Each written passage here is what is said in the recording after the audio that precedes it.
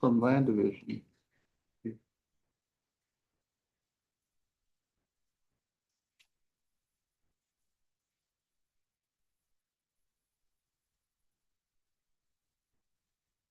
Okay, Beth is in. Noah's in.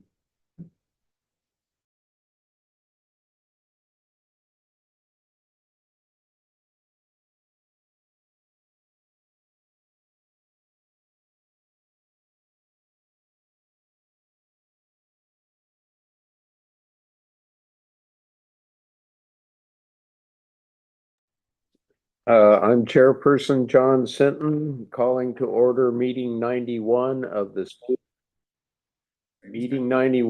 State of Hawaii Legacy Land Conservation Commission.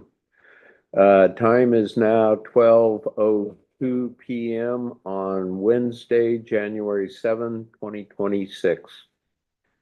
We're holding this meeting in the boardroom at the State of Hawaii Department of Land and Natural Resources, room 132 in the Kalanimoku Building, 1151 Punchbowl Street, Honolulu, Hawaii, 96813, and also as a remote meeting by interactive conference technology online via Zoom.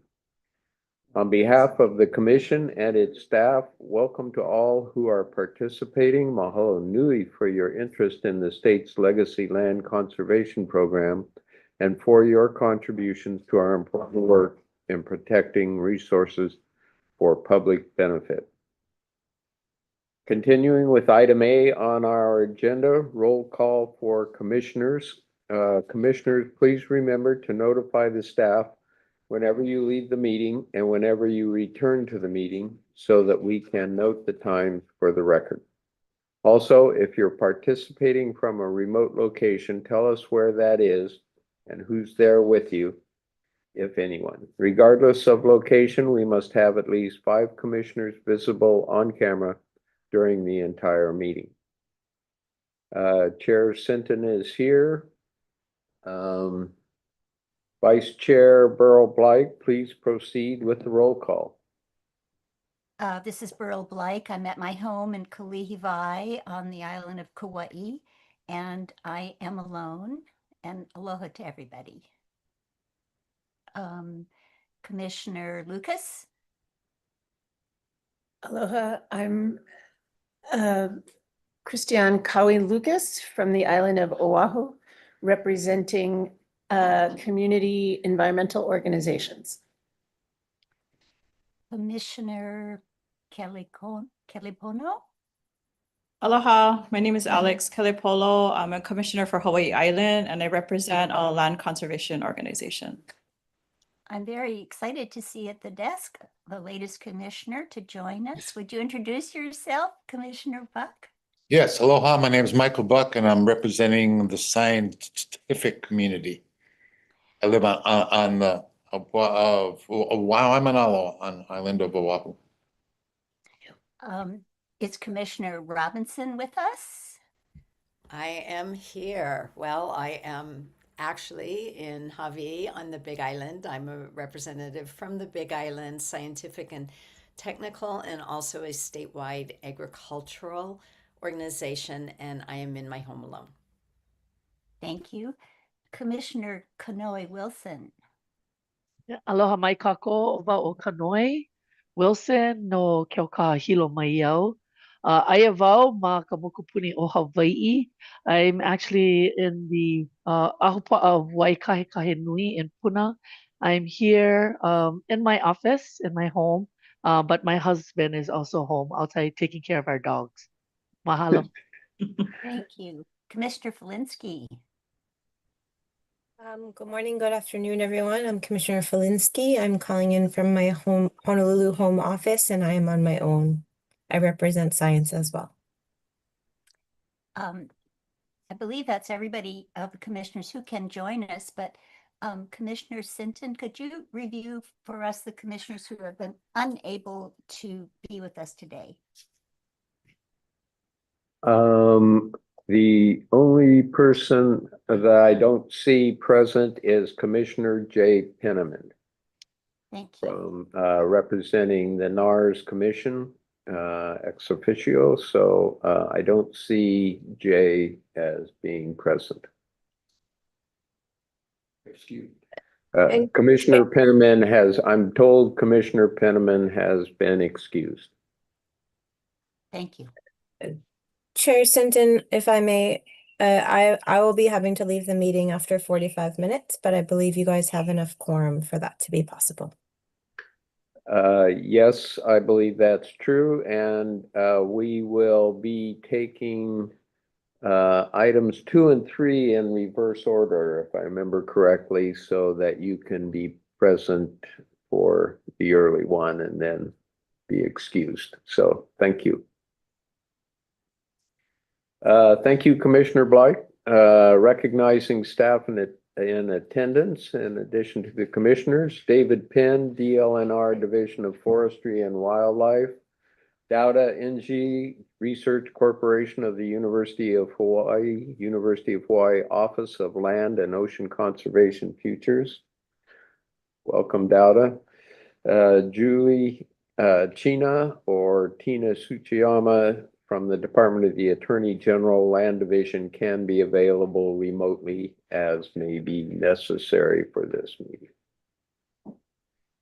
Next on agenda item A, we'll review the remote meeting procedures for this online meeting.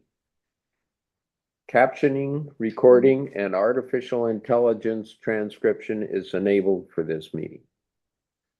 The meeting co-hosts are controlling participant access to meeting functions and may disable participant functions, remove a participant from the meeting, or temporarily halt the meeting to handle security-related issues.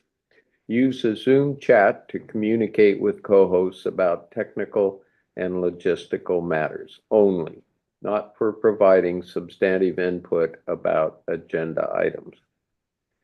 As shown in the meeting notice under remote communications, when audiovisual communication cannot be maintained with all commissioners participating in the meeting or with the in-person meeting location, or when the remote public broadcast is not transmitting an audiovisual link to the meeting will be automatically recessed for up to 30 minutes to restore communication. If audio-visual communication is restored within 30 minutes, then the meeting will reconvene at that time. If audio-visual communication is not restored within 30 minutes, then the meeting will terminate and the commission will schedule another meeting to continue its business. If a participant encounters difficulty in joining the meeting or performing participant meeting functions, send an email to llcc@hawaii.gov or call or text the program office for assistance at 808-286-7697 or communicate with staff online using the Zoom meeting chat function. When the chair calls for in-person public testimony, please raise your hand, come forward when recognized by chair, and state your name. When the chair calls for remote public testimony via Zoom, use the Zoom meeting raise hand to initiate a request to address the commission. Watch the Zoom meeting chat window for further information about your request, and please lower hand when you begin speaking. When the chair calls for remote public testimony via telephone, unmute your telephone connection and wait for the chairperson to call on you. Note to unmute, press *6. Any discussion, commissioners, about our procedures? Any public testimony? Seeing none, we'll move on to agenda item B, land acquisition grants from the fiscal year 2026 Land Conservation Fund. Reports from permitted interaction groups established to investigate the applications. At our last meeting, meeting 90, The commission established 8 permitted interaction groups to investigate the land acquisition grant applications submitted to the fiscal year 2026 grant cycle. At today's meeting, 7 of these permitted interaction groups will each present the results of its investigation, including a field visit and a written report. The board packet contains some of the written reports, and additional reports are available in the public folder in the meeting room and on the commission webpage. Mahalo to the commissioners, staff, applicants, partners, and landowners for facilitating the field visits, which contribute enormously to the successful completion of the commission's work. Now, each permitted interaction group will present its report to the rest of the commission. Please limit this to 30 minutes each. This agenda item is strictly for reporting purposes only. A commissioner that is not a member of the reporting group shall not address the reporting group, the commission, staff, and the public, or communicate with other commissioners about the report until meeting 92. Okay, so hold your comments for our next meeting, meeting 92.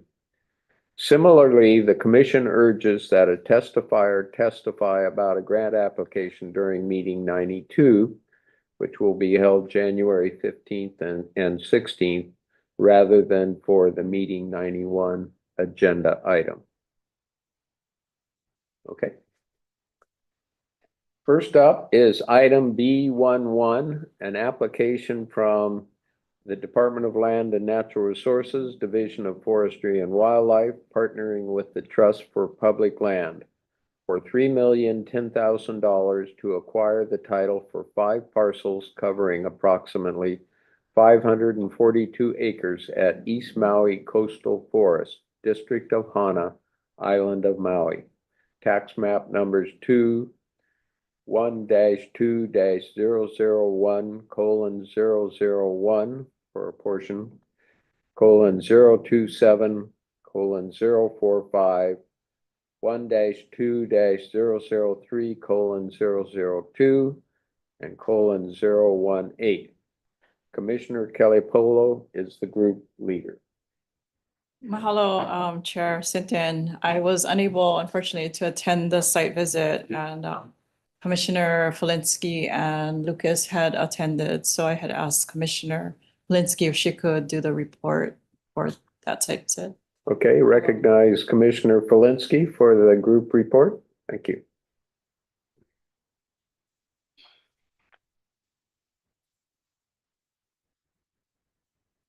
Sorry, everybody. Do I have ability to screen share?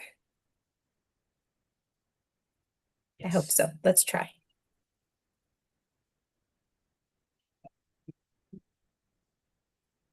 Okay, I think that allows me to try to do this. And I will put you guys up here. And then,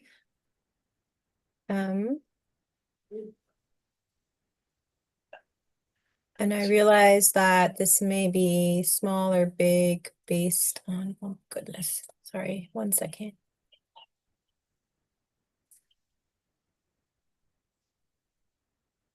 Small technological difficulty.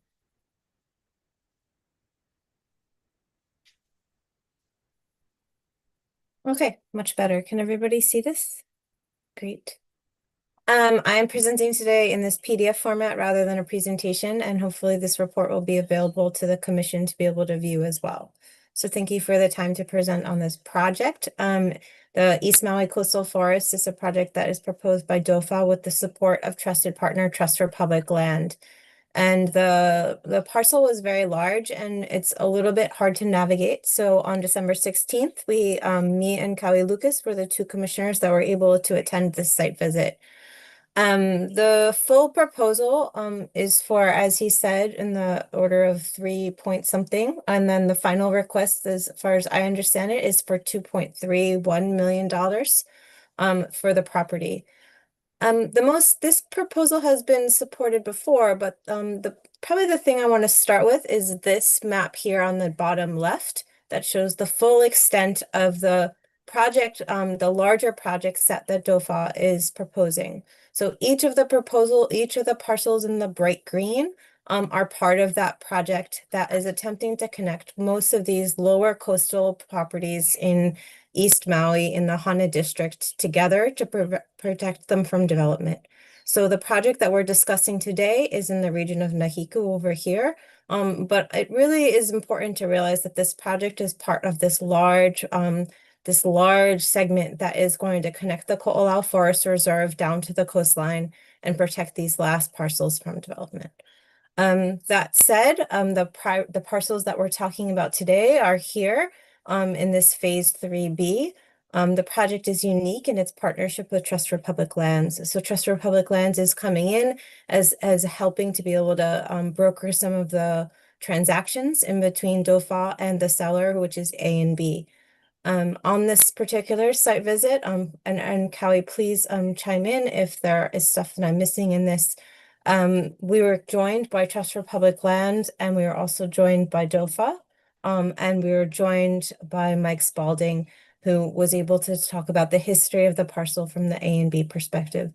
There's a letter of support in the application from A&B as the seller to be able to support the transactions here. As you saw from the TMKs, there's multiple TMKs involved in this acquisition, and the goal is to create those contiguous areas that can be used for both public and environmental good.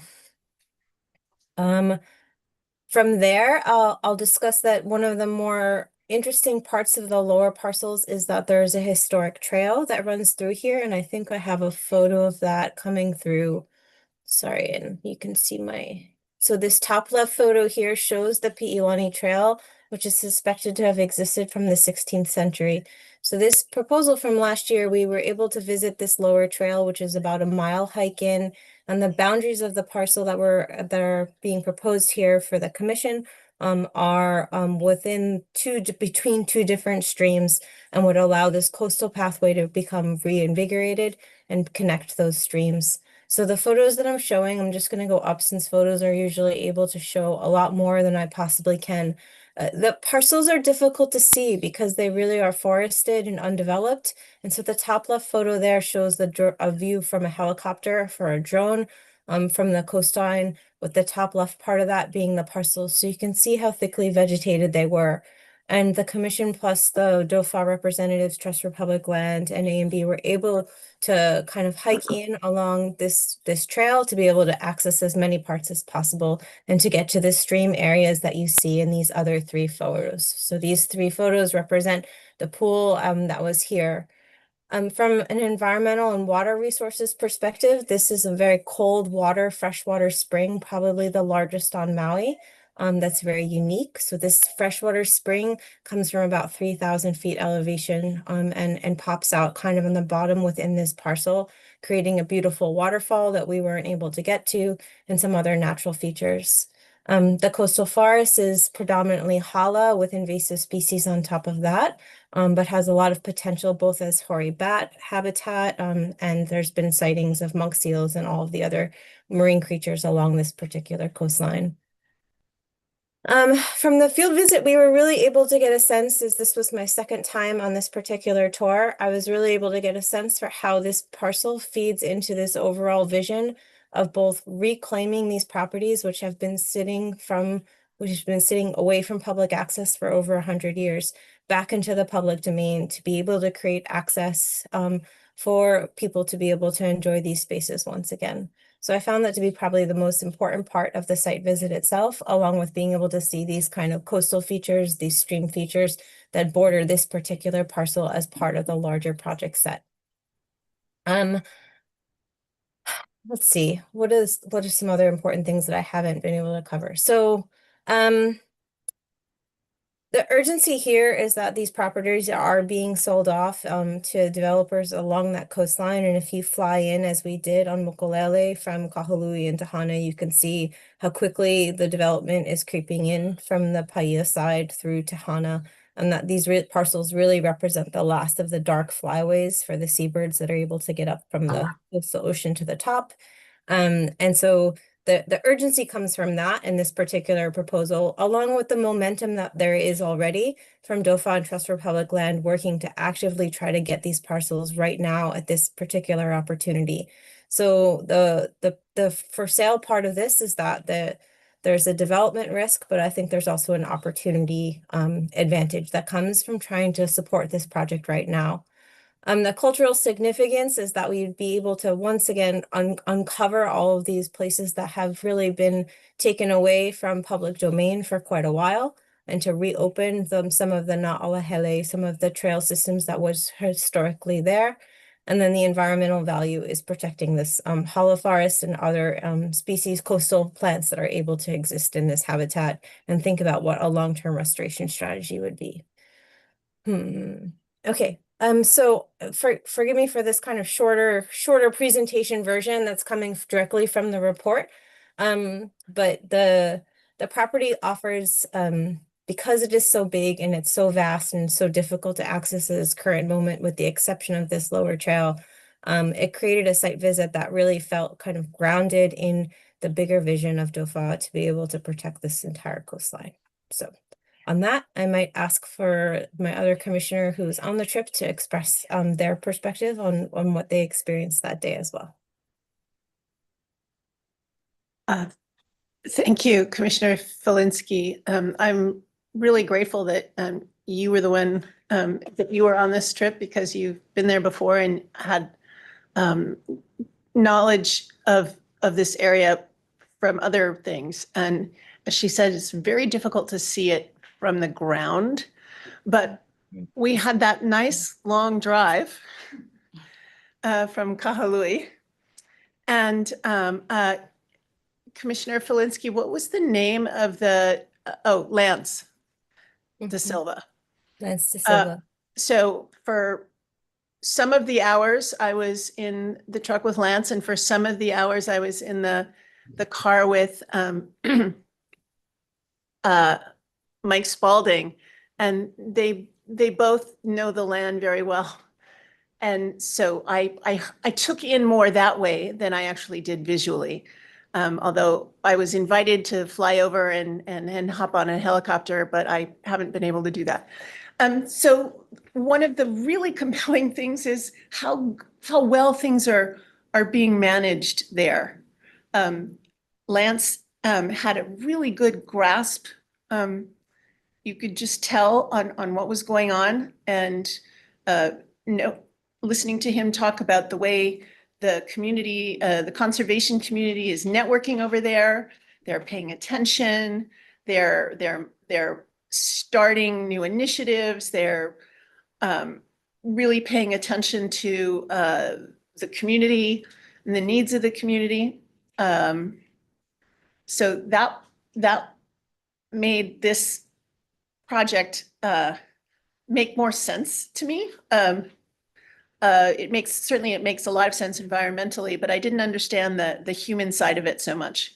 So that was exciting. And then to hear the history of it also and see some of the natives thriving there was just wonderful. So I think it's important in ways that aren't easily communicated, as watershed, as the dark flyways, those kinds of things, which don't make good bullet points really, but are deeply effective in conservation. That's it. Thank you, Commissioners Lucas and Felinski. Any further comments before we move on from either of the members of the permitted interaction group? Okay, thank you very much. As mentioned before, I'm going to now move up item B-1-3, take it out of order, so that Commissioner Felinski can participate in this particular one. So next up is item B-1-3, an application from Uamau Ke'ea for $800,000 to acquire fee title for one parcel of approximately 1.43 acres at Hane'o'o, District of Hana, Island of Maui. Tax map key number 21-4-008:001. Commissioner Polinsky is the group leader who will presenting for the group. Thank you, Kim. Thank you again, Chair. All right, so for this next project, we are again staying in the District of Hana, and I will share my screen one more time.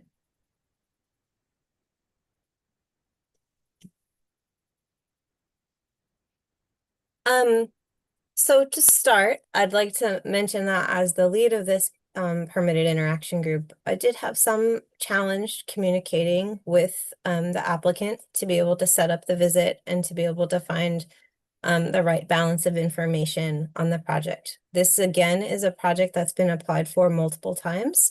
And this is again a project that this was my personal second site visit to this place. The order of this presentation sadly follows before the other Hane'o'o project in Hana, as the site visits were combined on the same day. And I say that because the place is very geographically located, but the tone of the two different ways that the project applicants presented the project and were able to communicate about it was very different, and that contrast is something we need to consider as a commission.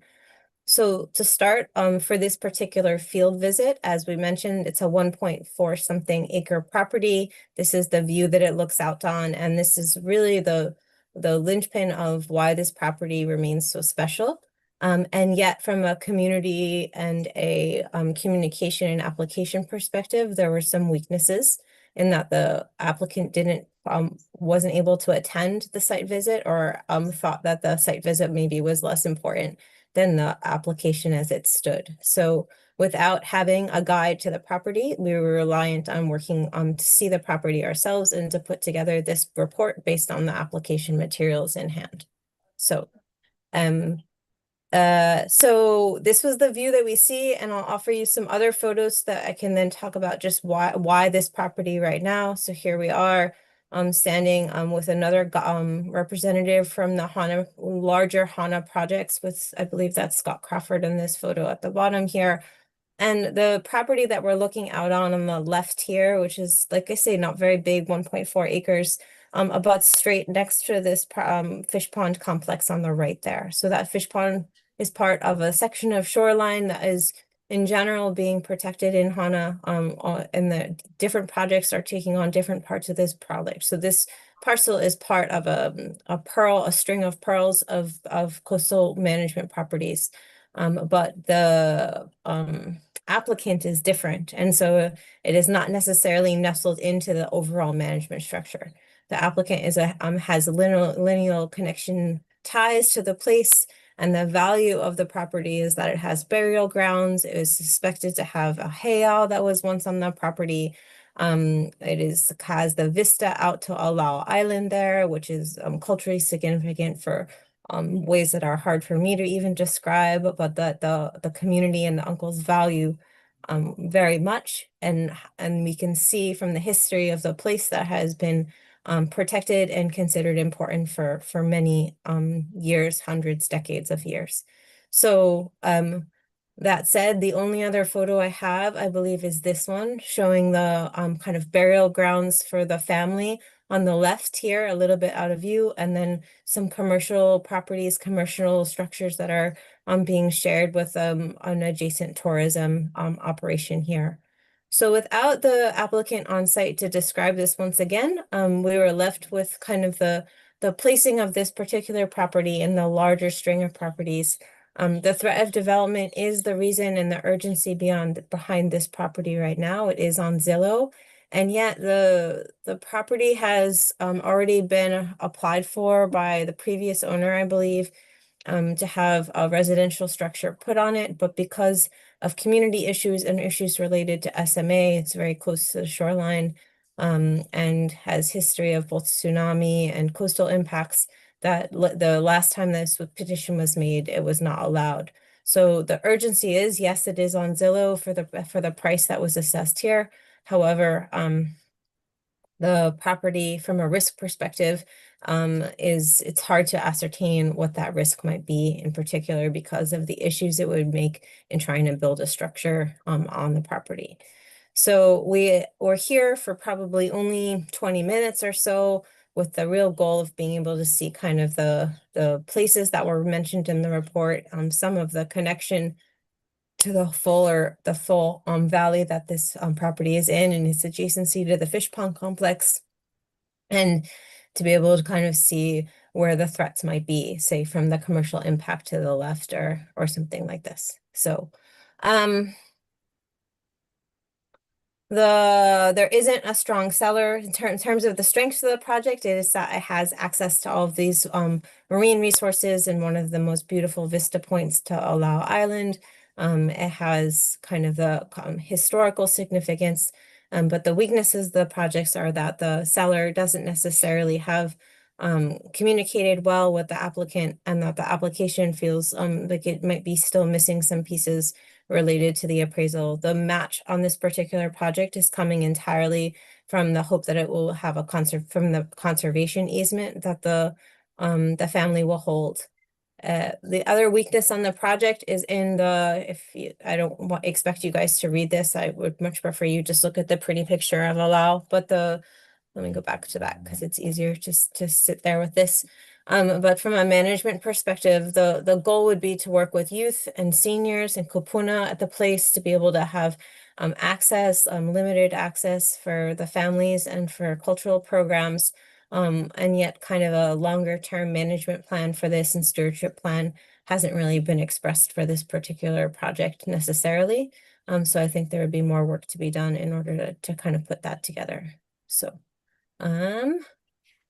on that note, it's a relatively small presentation because of the amount of time the field visit is, and because of the nature of the application itself that made this project hard to describe past the existence of the 1.4 acres that house these historically and culturally important places. May I open it to my other commissioners who were with us that day to kind of help describe what we saw? Please, Commissioner Wilson. Mahalo, Commissioner Felinski. Yeah, I just wanted to share, I guess, basic observations while we were on the site, and then even hearing from others. So we also know that the site is heavily used by the Ohana and the families of Hana. So we were informed during that time that there were families that were coming in and utilizing the site for large gatherings, family reunions, events, and things like that down at the site as well. There definitely is a lot of usage with the commercial property next door, with the Huli Huli Chicken and the sales there, with a lot of the beach goers and surfers that are coming into the area. So definitely there's a lot of high traffic volume that's coming through that area as well. So there's lots of potential. But yeah, on the other hand, it was hard to just hear the mo'olelo from the perspective of the organization and their vision, and understanding what their sort of larger, long-term vision for the usage of the site and what they envision seeing and happening. But I will turn it over to any of our other commissioners who are on that trip as well, on that site visit. Mahalo. Yeah, so I definitely agree that it's a special place. It's within, that Haneo'o Aina, and there's a lot of usage by surfers along the shoreline at Koki Beach, and they come down. It was really unfortunate that the applicant wasn't present. However, the dozens of Eva birds that was flying above us, that was just amazing. That really hit me too. And it definitely is a special area. Just, I feel like probably the urgency situation is not quite there, but this property does fit, just a lot of deficiencies. It's just unfortunate, but yeah, that's my take on it. Commissioner Robinson, care to add? I was actually in a different vehicle and so did not visit the site with the other commissioners this year, but I did visit it last year. And the representatives of the applicant for the other nearby project in the car, some of them were also related to the applicant of this project. They very much are in support of the project. I think we'd heard in the past that there wasn't clear levels of support from the community and the other families, but I really got the impression from being with others that there is support for this, and also a little bit of feeling of being mystified of why the actual applicant wasn't there and wasn't more participatory. That's not something we can do about. I also visiting another nearby, we were able to see another nearby local IA that has been cared for by a family and restored. So that really helps me see the potential that could be here. But again, the deficiencies are kind of hard for us to overcome.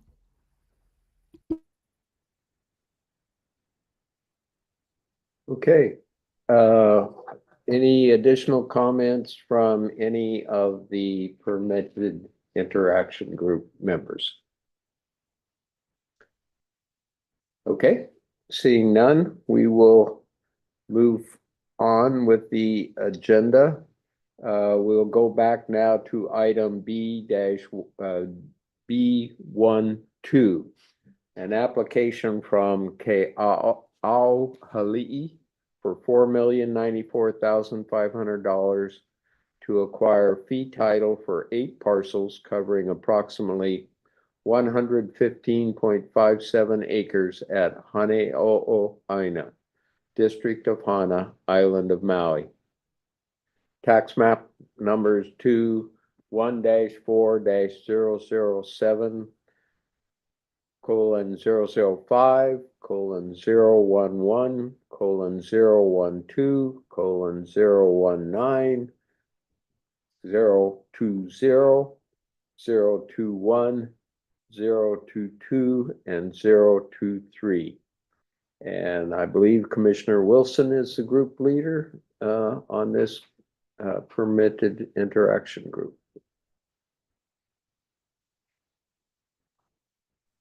Mahalo, Chair. Just have my slides pull up soon. Oh, is that my placeholder?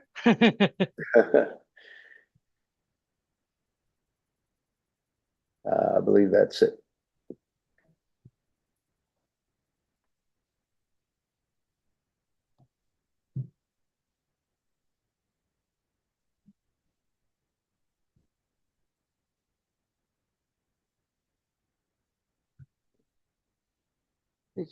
You want me? Oh, Is he gonna want the PowerPoint?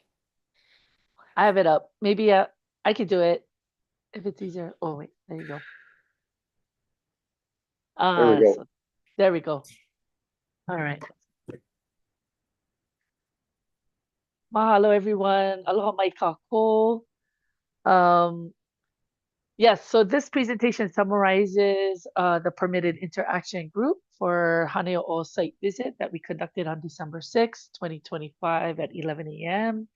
To the Ahupua'a of Haneo'o in the district or moku of Hana, Maui. This was, of course, conducted as part of our 2026 Legacy Land Conservation Program application that was submitted by Keao Hali'i.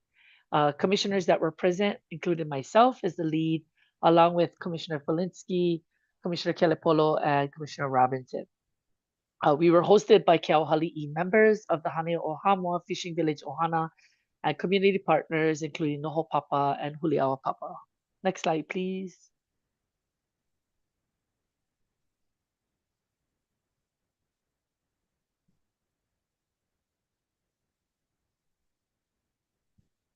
All right, so here's a picture of our group. Thankfully, again, we had Scott Crawford with us, who is a member of Keao Hali'i board, Commissioner Robinson. We also had other members from Keawali'i, Hau'oli, Kahaleuahi, Uncle Sam, Akoi, and then of course commissioners along with Dominique Cordy and Kalena Lee Aikioli from Noho Papa, who was with us. And then not in the picture was Saul Church, who was actually kind of doing some surveying and stuff in there. This picture is taken actually from the vantage point. You can see Alau Islet off the distance there in the ocean. This actually particular location is where the current landowner is actually looking to subdivide and go through the subdivision process for the Koki Mauka subdivision that they submitted to the Maui County Planning Office. Next slide, please. So some site context. The subject property consists of approximately 115 acres across 8 parcels located again within the Ahupua'a of Haneo'o between Hana Highway and Koki Beach. This is a fee simple acquisition with Legacy Land's funding request of $4.054 million, which represents about $35,085 per acre. The fee simple acquisition, they're also in the midst of talking with Hawaiian Islands Land Trust, who would be holding the conservation easement. Haneo'o, when we went there, we were greeted by, it was a large group, I want to say over 20 people. So amongst Keauhali'i, we had the Hamua Haneo'o Fishing Village Ohana that was there. We had other cultural practitioners there. So we had a very large group that was there greeting us that day. And so we opened up with Pule, and then they shared a lot about the important Vahipana of the area. So very Mo'olelo rich landscape. One uncle talked about Pele, and Kaivio Pele is that pu'u, which is right next door. And so a lot of the different Vahipana really came out through the stories. Community members also emphasized Mauka to Makai connectivity. So this is just one portion that really starts to connect from that Mauka portion of the Mauka area all the way down now to the Makai part of the fish pond complex and things like that. So a lot of connectivity between Mauka freshwater systems, local reefs, and of course shoreline practices and things like that. So it definitely supports some of the contiguous efforts, conservation efforts that is going on with Keauhali'i on the Hana coastline. Next slide, please. So some of the things that we got to observe certainly is leading to some of the ecosystem services of the area. Some of them related to things like protection of Mauka to Makai hydrology integrity. So definitely the water systems. They talked about intermittent streams in the area. They talked about springs coming out in the area. And you could actually see the springs also down by the fish pond area as well. We know also that with this shoreline and knowing what we're going through today during our time with climate change, and so ways in which how we can help coastal communities when it comes to climate resilience. This is also an opportunity for biodiversity and habitat connectivity. Although we didn't get a full listing of a lot of the native species in the area, plant flora and fauna of the area, hoping that that's part of what the applicant will do. And that's some of the conversations that we've had with them in that regard. But it's definitely one of those cultural ecosystems that are supporting the community health and well-being of the area, education, a lot of intergenerational stewardship. We saw that with the Ohanas that we were with. Meeting down at Koki Beach, we could see all the surfers. And, this coastline is under constant threat of development. One of the signage that we saw when we were down there was about the fiber optics, Hawaiian Tel Fiber Optics, and looking to actually build one of their stations down there. So there's a lot of activism in this area around being able to malama and protect the aina as well. Next slide, please. So some of the things that we got to also when we went on to visit the site, we saw, of course, the agricultural usage. So this land definitely supports protecting historic subsistence agriculture and food systems. Even though we may not necessarily see that being actively cultivated now, we know that currently right now, Hana Ranch is a current lessee. So they are currently using some of that for pasture lands. This is also added to protection of soil, freshwater, as I mentioned before, for even future community-based agroforestry and food production.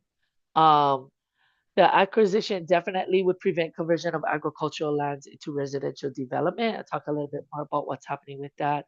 And so these lands are definitely going to be an opportunity to support local food security and especially, protecting the rural stability in Hana as well. Next slide, please. So as far as cultural sites, this is definitely a culturally and exceptionally high dense area of cultural resources. It has Loko'i'a, so the pond that you see there in that photograph, that's Kumaka Fish Pond or Loko'i'a.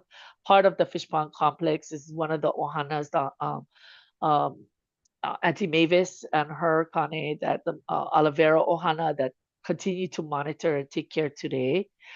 There's also heiau complexes, burials, petroglyphs, and it's definitely a dense area when it comes to genealogical landscapes. Community members shared a lot of mo'olelo of the area tied to not only historical figures like Kamehameha, who actually helped and rebuilt this fish pond, but also to some of our cultural practices that started like Ku'ula. Ku'ula Kai, one of our well-known fishermen who to this day is his son, Ai. So a lot of these cultural practices live because of these mo'olelo that are shared.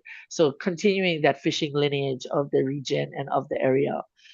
These are definitely living sites, so they're still actively used for cultural practices. And we heard a lot of that from the ohana and the families from that area.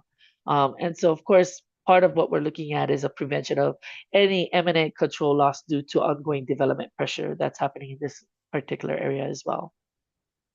Next slide, please.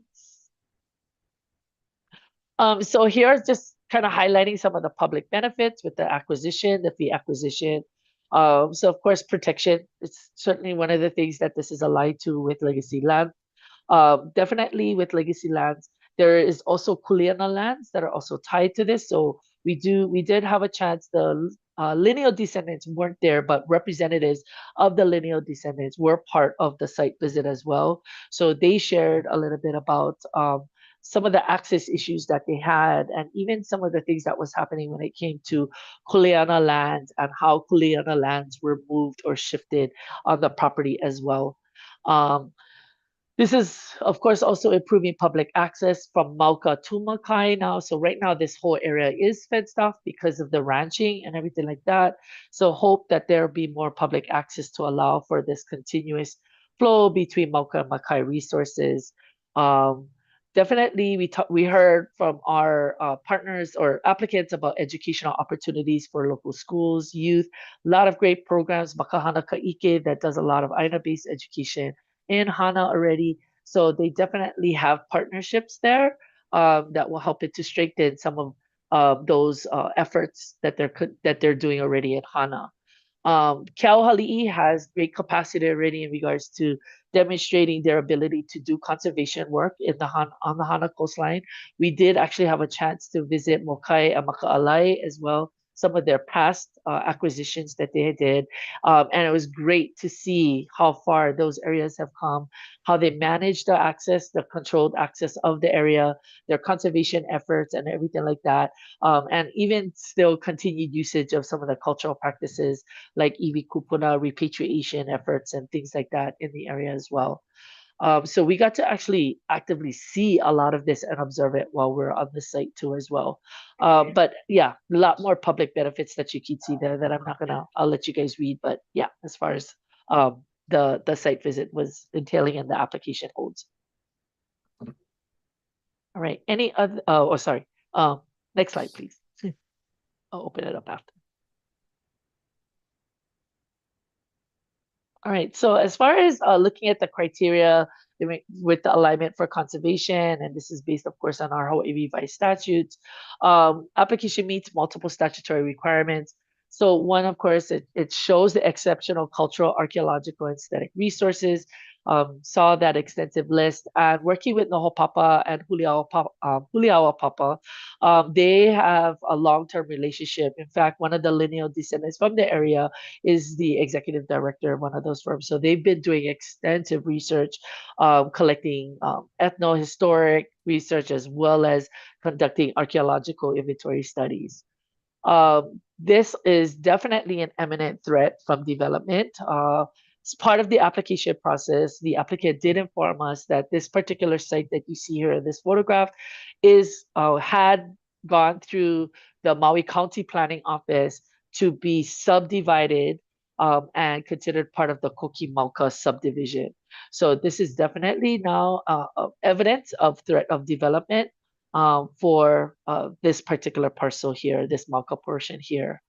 We also see that there is protection of habitats, shoreline resources, and threatened cultural sites, as well as the preservation of productive agricultural lands and working landscapes.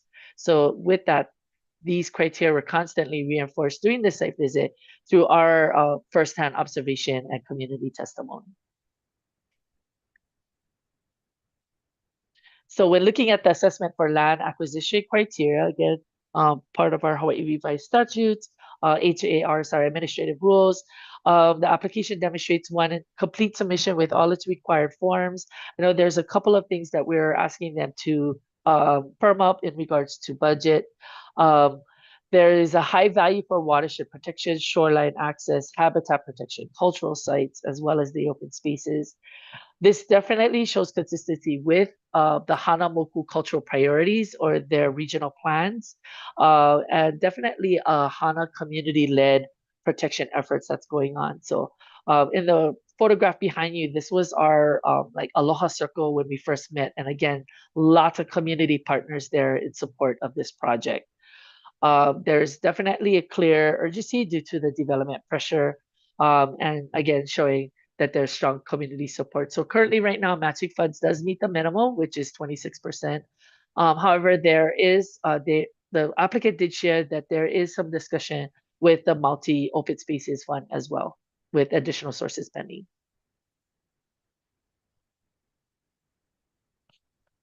All right, so looking at some of the application issues or challenges. So one thing that is for certain is right now, the group, the applicant is still looking to attain a formal confirmation of a willing seller letter. They are in negotiations right now to do that. And of course, because of the pending subdivision that is happening right now, just to be clear, the Hamua Hane'o Fishing Village Ohana is the group that is going forward right now with the actual contested case hearing for the Kokimauka subdivision with the Maui County Planning.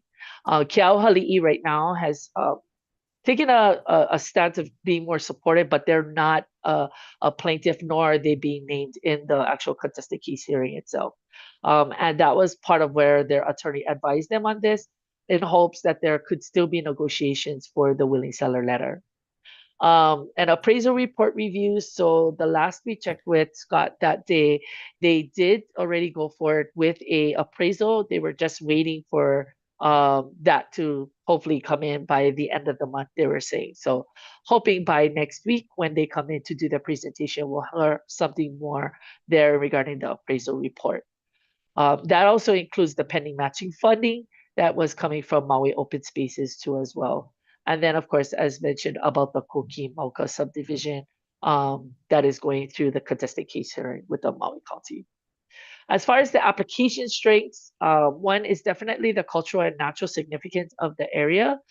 Just the amount of concentration and density in this one particular or several particular parcels, but in this one project area is just phenomenal to see that. The environmental value is definitely there with connectivity that's happening with Maka'alai and Mokai, which is, two ahupua'as right there. So there's contiguous opportunity there for conservation and environmental work to continue.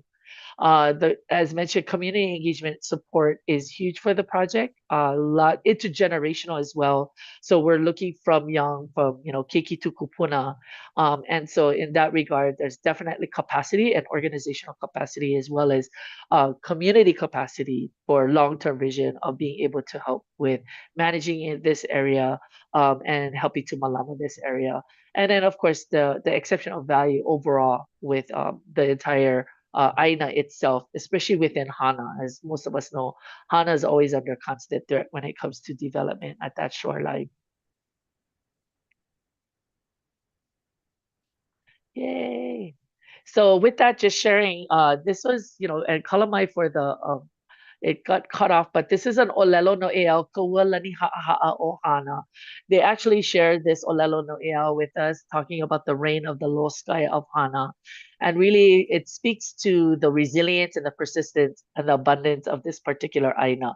And so, yeah, just a big, again, mahalo to Keauhali'i and all the community members that came out hosting the commissioners. And definitely something, a major takeaway was that this was definitely a site visit that was deeply grounded in understanding why this Aina matters to this particular community, and why it's so important for them to hold on to spaces like this. Right. With that, I will open it up to my fellow commissioners if any of you want to share any more mana'o on our Hania'o Aina site visit. Thank you, Commissioner Wilson. My notes say that the rest of the PIG is Commissioners Polinsky, Robinson, and Penniman. I think only Commissioner Robinson. Oh, I was on that too. Oh, sorry. Okay, I apologize. All right, Alex, or Commissioner Robinson, either of you care to add to this report? I would like to add, this was my first trip to Hana ever in my entire life. So to come to Hana and see what this organization, community is doing to save their Aina is just so amazing. We got to see the accomplishments they've already done. That was like the icing on the cake for me on this trip, because we got to see this, which is such a special Aina, and they shared all their stories. And then to go down the coastline and see what they're currently doing with the Aina that has been protected. It's so special, and just mahalo. Commissioner Wilson did an excellent job as always with her reporting, but for me, it was a really special trip, and I just mahalo. It was just, words can't really describe it, if that makes any sense. But no, this property definitely needs to be protected. The threat of subdivision, there's big landowners just really like in the vicinity of this area. So the urgency is definitely there. Thanks, Alex. Beth, care to add? Yeah, I don't know if it's adding or just re-emphasizing the same points. I mean, Commissioner Wilson does set the gold standard for presentation. So I think all the points have been beautifully illustrated, and I would like to be a third, I guess, not even a second, but a third, to say that the strength of not only the applicant, but the entire Hana community as being supportive of this, but to have sat on the applicant side of the table in 2018 when Keauhali'i first came, and then to be able to actually go and see what they've done. Very few projects and organizations that I've seen take on these kind of stewardship roles have accomplished so much in what really for this kind of thing is such a small period of time. So there's no question about their capacity to do this and how it integrates. Also on the urgency, my understanding is that it's not a full-on what I would call a regular subdivision application, but a parcel consolidation and re-subdivision. Recording in progress. Not sure who that is, but administratively, that one is much harder to contest. And so I do think there's real urgency here to try to get this parcel protected.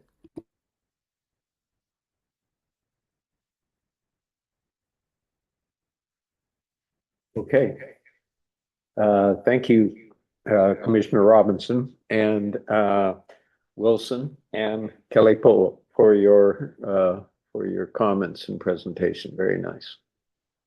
Any additional comments from any PIG members?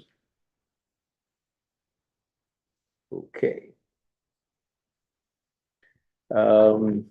Next up then is item B14, an application from Save Honolua Coalition for $2,021,250 to acquire fee title for 3 parcels covering approximately 17.8 acres at Honolua, District of Lahaina, Island of Maui.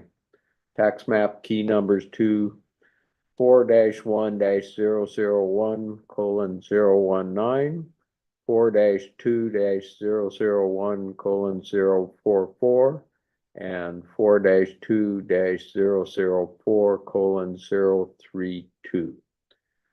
Commissioner Blake is the group leader. I turn it over to Beryl Blake for the report. Aloha, Commissioners. So Jay and I and Alex were able to visit on Friday, November 21st, and had a really exquisite experience there on this very important parcel. Next slide. So to orient you, Honolua is in West Maui, and it's in the, well, Honolua is an ahupua'a, it's a valley, it's a bay, and it's located within the Moku of Ka'anapali. And if you want to find it on this wonderful depiction, think of this as a clock and look at about 11:50, and you will see the ahupua'a of Honolua. Next slide. So as Commissioner Senton said, this parcel this application consists of 3 parcels, and there's one of 9 acres. There's a small kuleana of 5 acres, and then there's another parcel of about 8.7 acres, and the total is $2 million, almost $700,000. Next slide. I really, really needed the field trip in order to understand this project and this orientation. So I will try and use this to help you get a sense of the geography. You can see the parcels, the 3 parcels are in that gold orange. When you look at this, you can see on the bottom 2 very large structures. Those are typical and of the resort residential gentlemen's estates of Kapalua. And this whole area was owned by Maui Land and Pine. The green that you can see is state lands, because the state has acquired 244 acres in this area, and I'll talk a little bit more about that. But what you're looking at when you come down, the very important thing to orient yourself here is the Honoapi'ilani Highway, which is Highway 30. So this is a major highway of the highway system of Hana. And it is extremely curvy in this particular area. So as you come on from the left, you come around and there's a lookout there.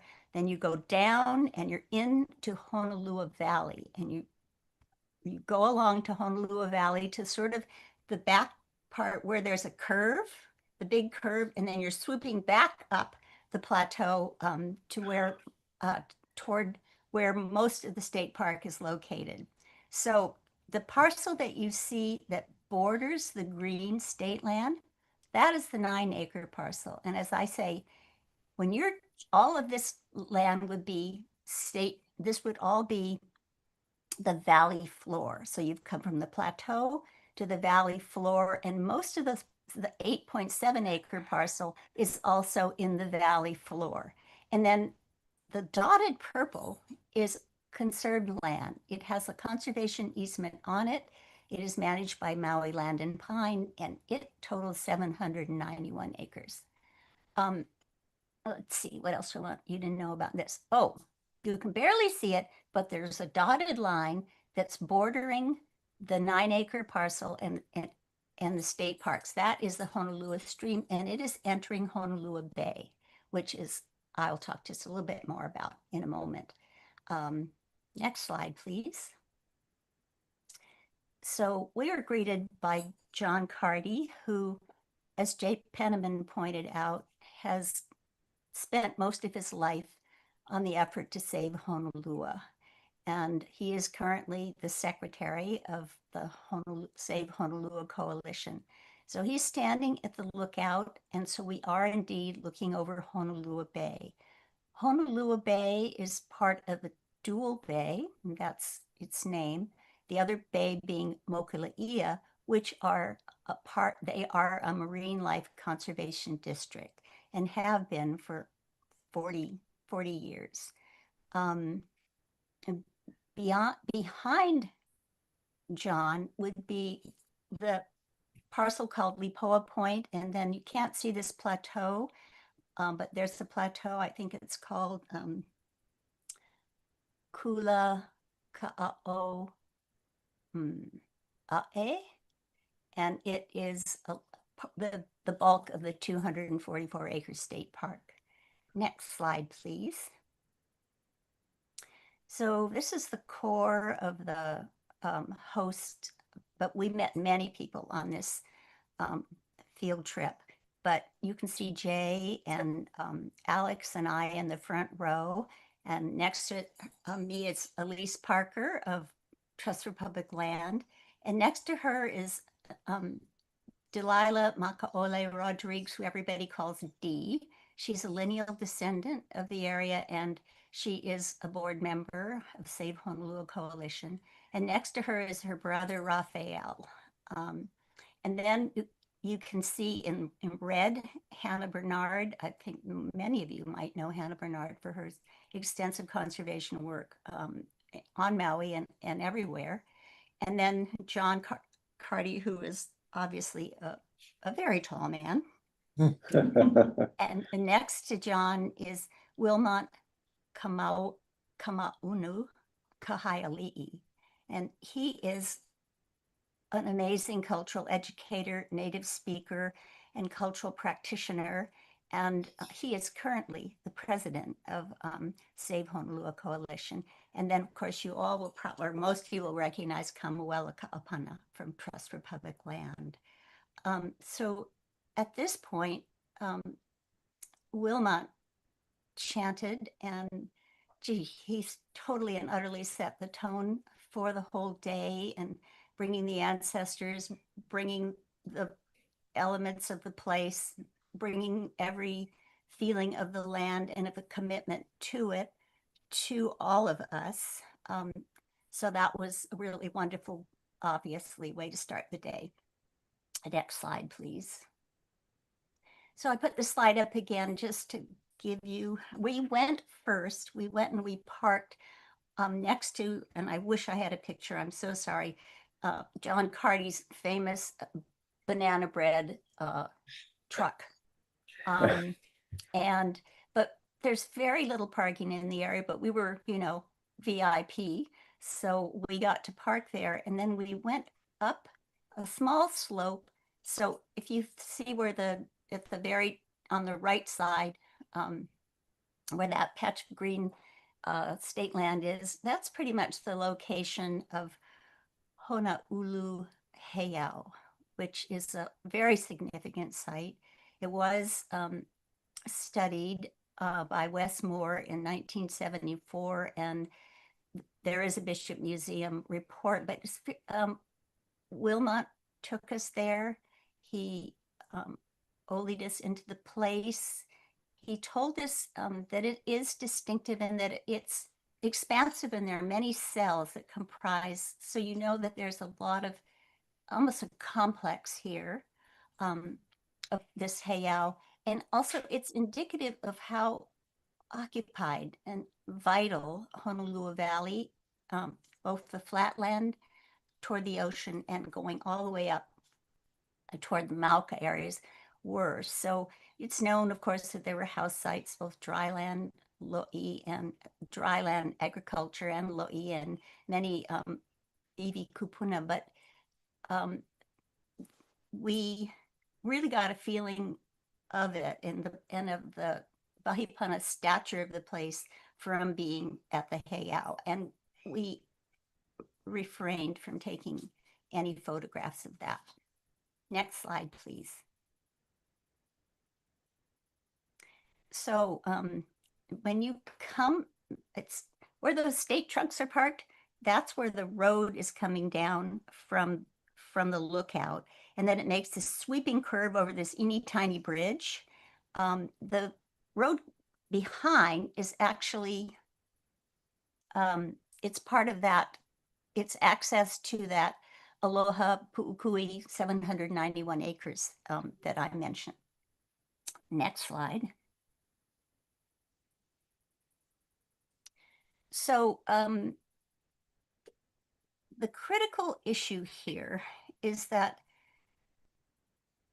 thousands of people, and they've counted as many as 1,600 in a day, want to go to Honolulu Bay.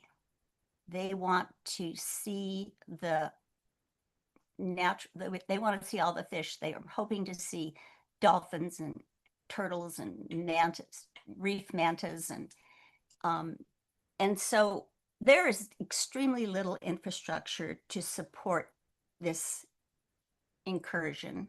And I also need to say that on the day that we went, it was a blessed day, if you ask me. Now, maybe it would have been better for the purposes of this application to be there when it was at higher use, but this was a day when it was mellower.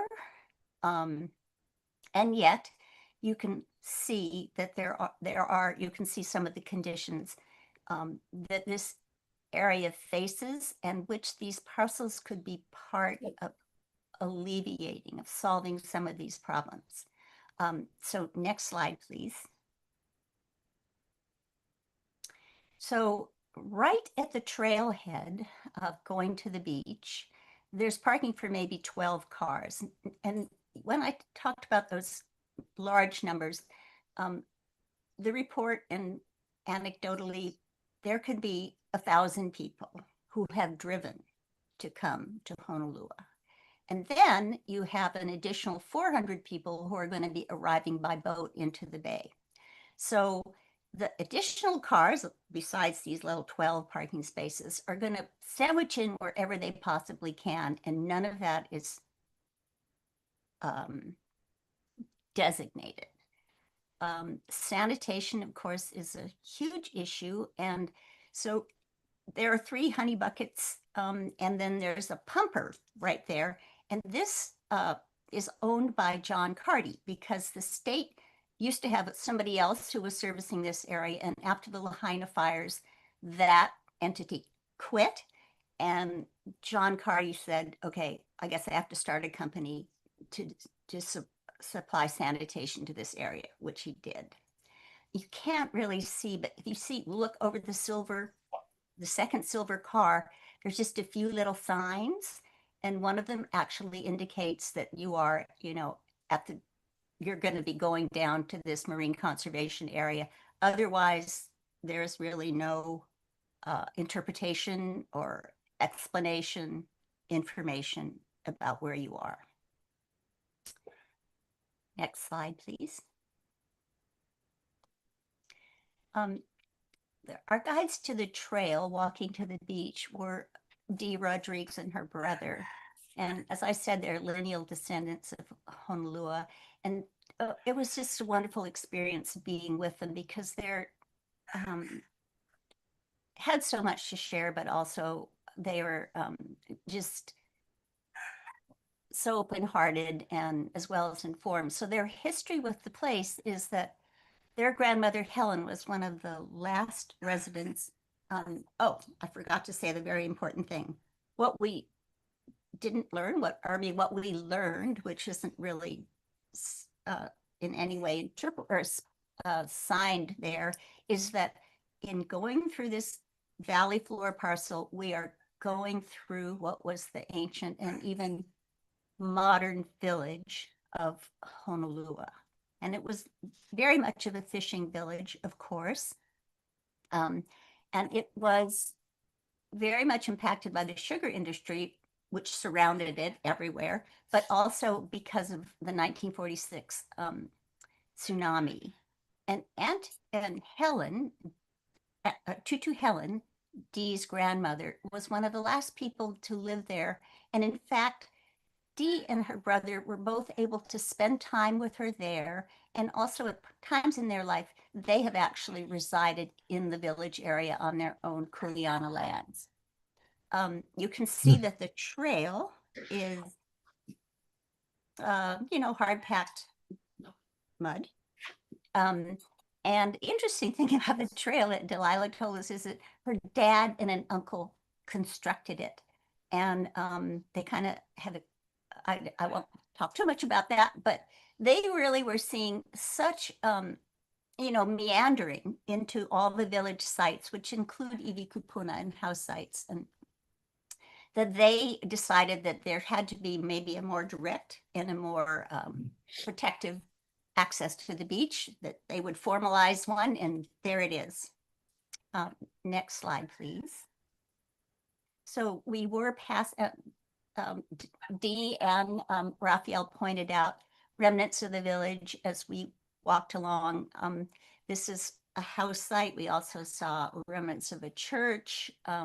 Definitely families were trying to, I want to say, separate or indicate that people shouldn't cross the trail because they were about to enter a burial area. But one of the problems, of course, is that people are curious, and are also, once again, you get down toward, you do not have sanitation. So there's a lot of, I want to say, tourist meandering. When we were there, tourists were using the trail. They would kind of step around us. There weren't a lot. Maybe we saw 200 people that day, but that's a very light use day at Honolua. Next slide, please. So this is Raphael, and he told us also wonderful stories, including a ghost story. Then you can see that they were everybody was very thoughtful. See, I've got a walking stick, and we just really, really spent a lot of time walking on this trail. Now, next slide, please. This area is known to even residents, but certainly to visitors, as the fairy forest. So there are large trees, tall, wonderful trees. None of the, or almost none of the vegetation is native vegetation. And on the slide on the left, you can see the Honolua Stream. That's the boundary between state land, through which the trail is going, and the land next door, which is also part of the village, and which is that 9-acre parcel for which Save Honolua is seeking acquisition. And then we're getting closer on the right slide to the coast itself, or to the beach, and you can just see the commissioner's heads right on the bottom of this very tall tree, which they call Tutu Helen's tree. Next slide, please. Looking over the stream to the 9-acre parcel, you can see just that little remnant of a bridge that connected both sides of the village. Next slide. So we didn't spend time on the beach, but we were at the beach. So took a couple pictures. This is obviously a very rocky beach on this bay. There's Keawe and there is Milo. It's lined. This area is really abused. The bay itself is abused. So you have the sediments from Malca being carried on the left side. Was where Honolulu Stream enters the bay. You have the voluminous numbers of tourists. People are coming to snorkel. I mean, some people are sitting on the beach, maybe beach, but most people are there. They're going to go into the water. They're wanting to see these renowned marine resources, which have significantly degraded over the years that this has been, quote, protected. And apparently 80% of corals have been degraded. So much of the, you're not going to be able to see as many of these species as you were hoping to see.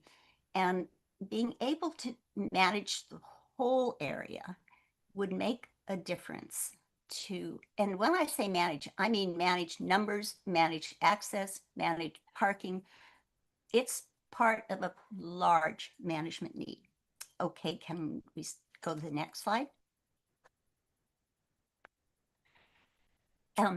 Wonderfully at the bay, Auntie Cheryl Manua Hota, who's a lineal descendant, was there, and she spoke wonderfully. She gave us a talk that was eloquent and poetic about her family's relation to the place, about the place itself, about the long struggle for it.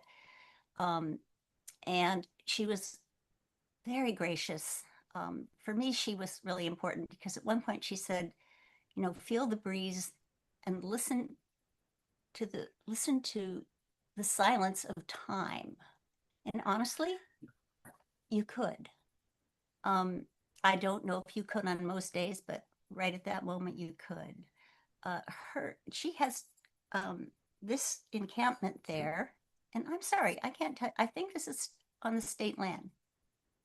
I'm not sure. That's really important to find out. But anyway, she has two nieces, Misty and Christy, and they were there, and it was very interesting.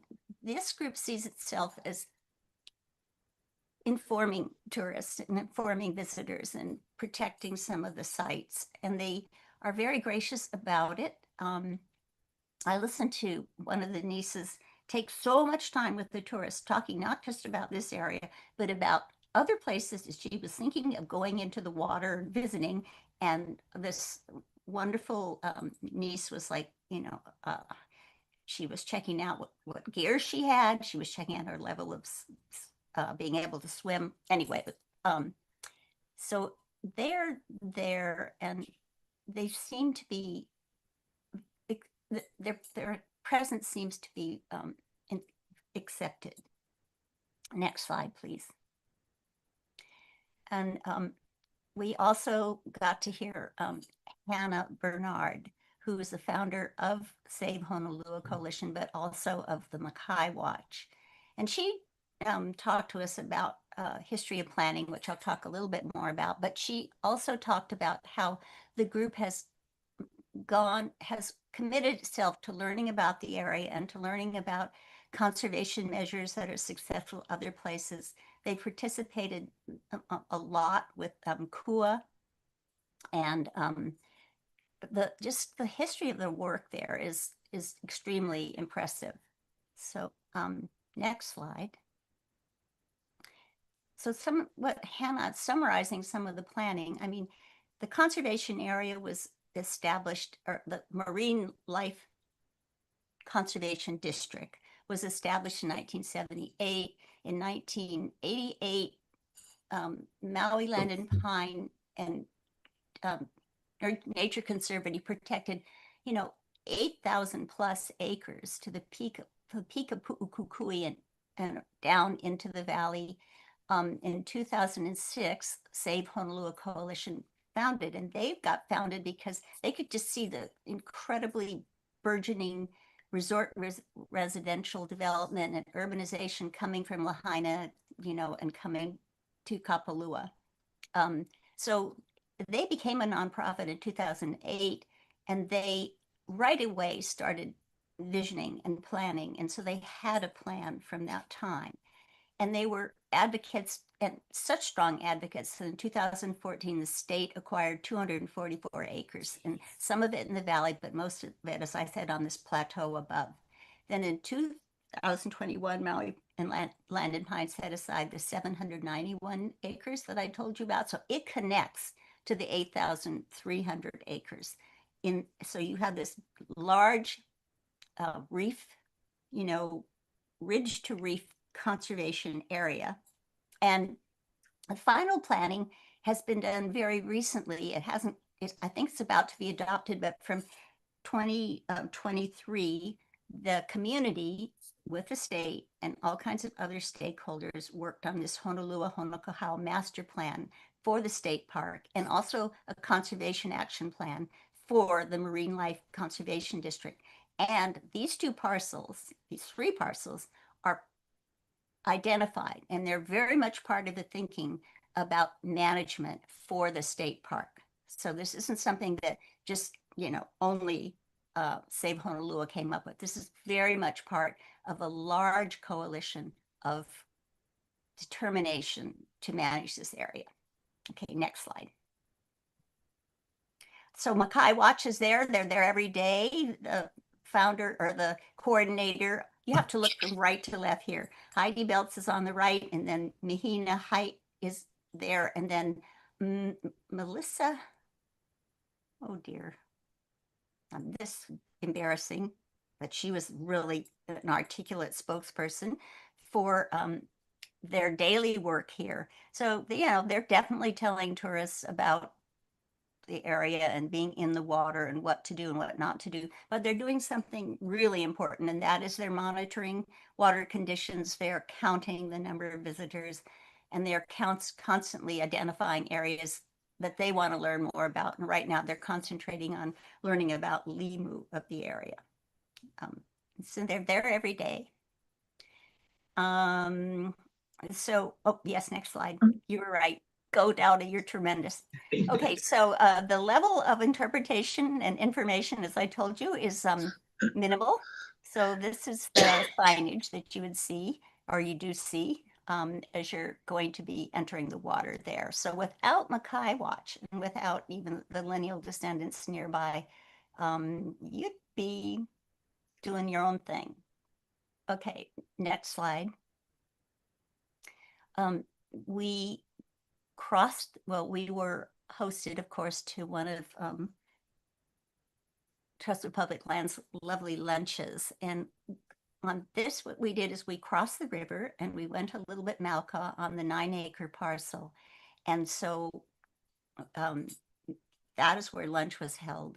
And this actually was this very momentous and propitious occasion, which we had no idea until we were there that it was so significant to this group.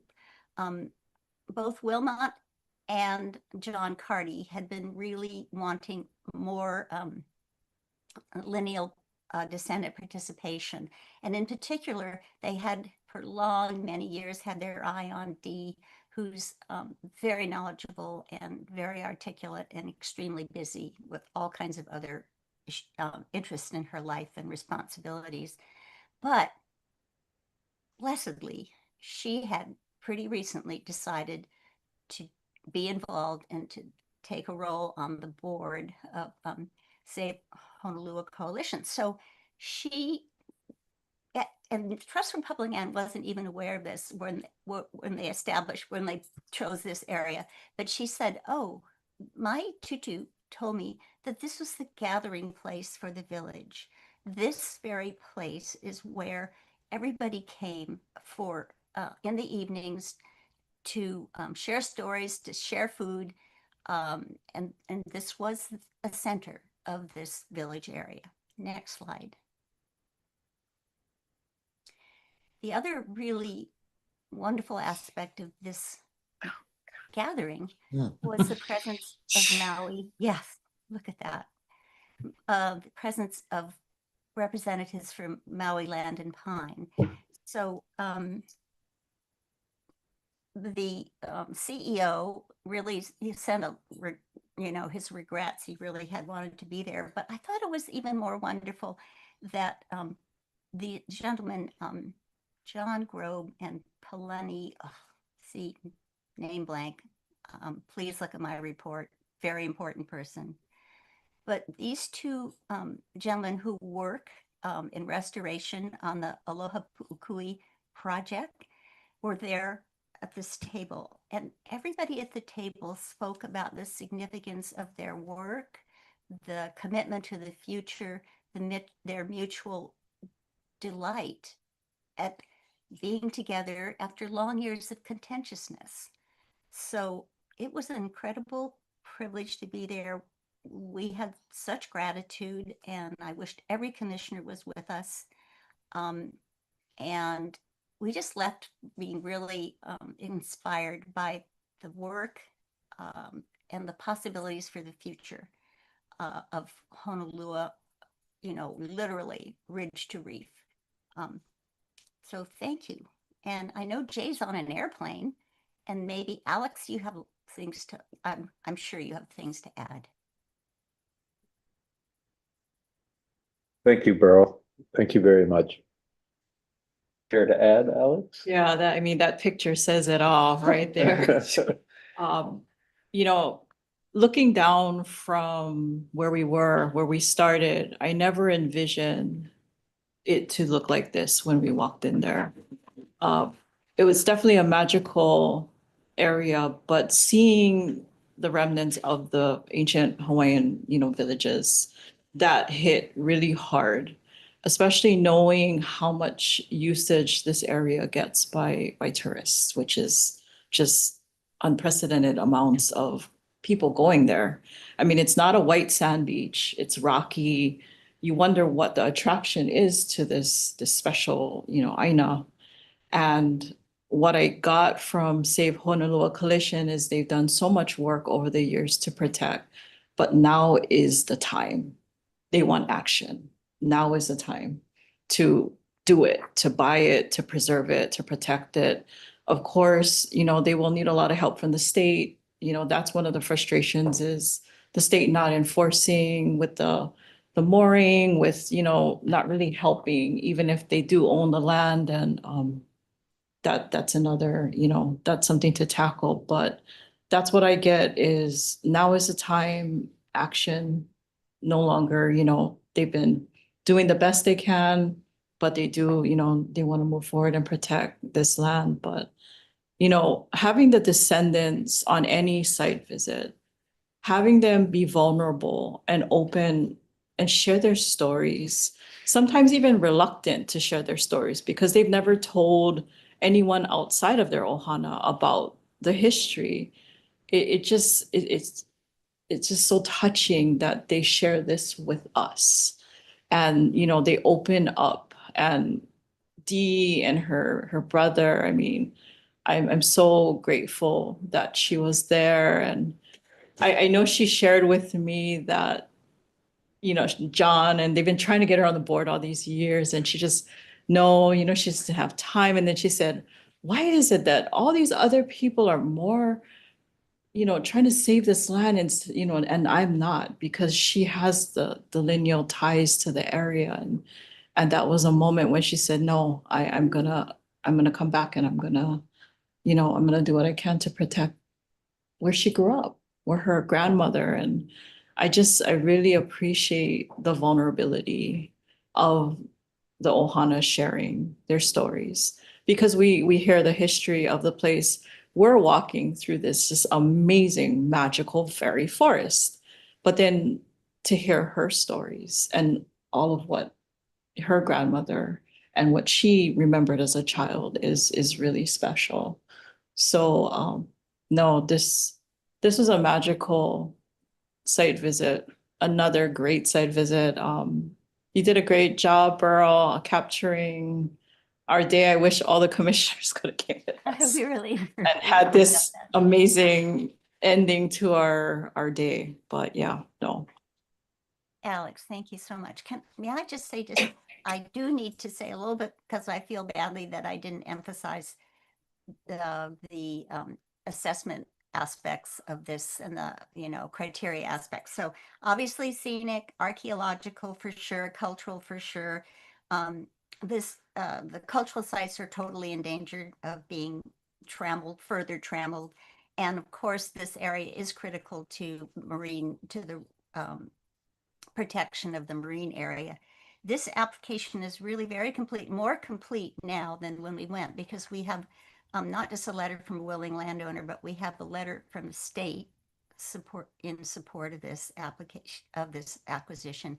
And also we had a letter from Maui indicating that yes, they would be willing, if the land was acquired, to give the money, matching money for a conservation easement that the county would hold. Obviously, it is an urgent acquisition because management planning really has to there has to be places and it has to be undertaken right now. And obviously it's connected to the state park, and the community support is tremendous, and as is agency support. And, this is wonderful to have this. And I know there are obstacles to overcome, but wow, they have a really great foundation. So thank you.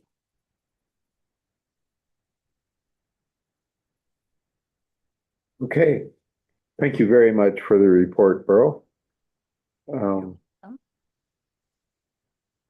Alex. Yeah, major. Next up, item B15, an application from Self-Sponsored Sports for $981,150 to acquire fee title for one parcel of approximately 5.174 acres at Roots and Resilience Project, District of Ko'olaupoko, Island of Oahu. Tax map key number 14-7-005:002. Commissioner Lucas is the group leader. Chair, Yes. can we have a break?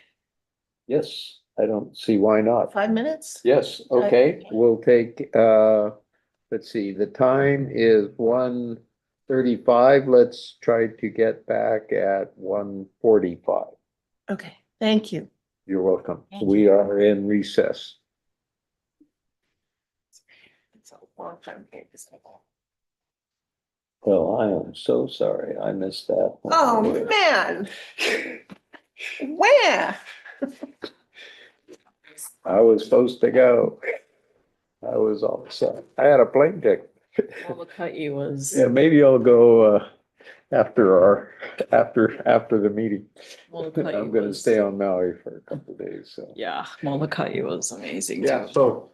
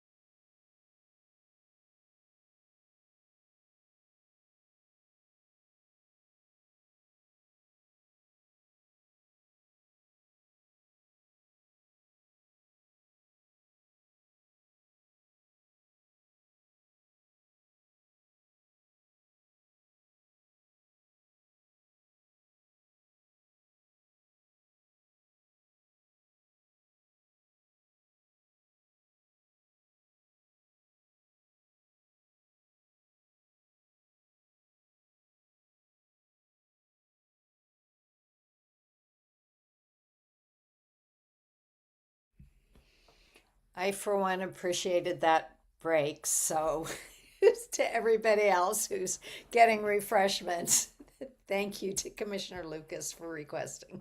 Yep. Thanks, Kelly.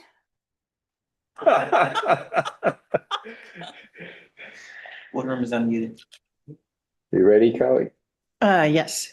Yes. Okay, Shoot. we are back in whatever it's called at 1:46 PM. Ready for item B15. Already been introduced. Commissioner Lucas is the group leader. Take it away, Kelly. Okay, so you didn't, oh, you already recited all the numbers. I did that. Okay. Okay, so, I'll wait till. Very cute. Okay, So I just want to say as we start this, there's some multiple names and so forth. So not trying to confuse people, but the actual 501c3 of self-sponsored sports is as on the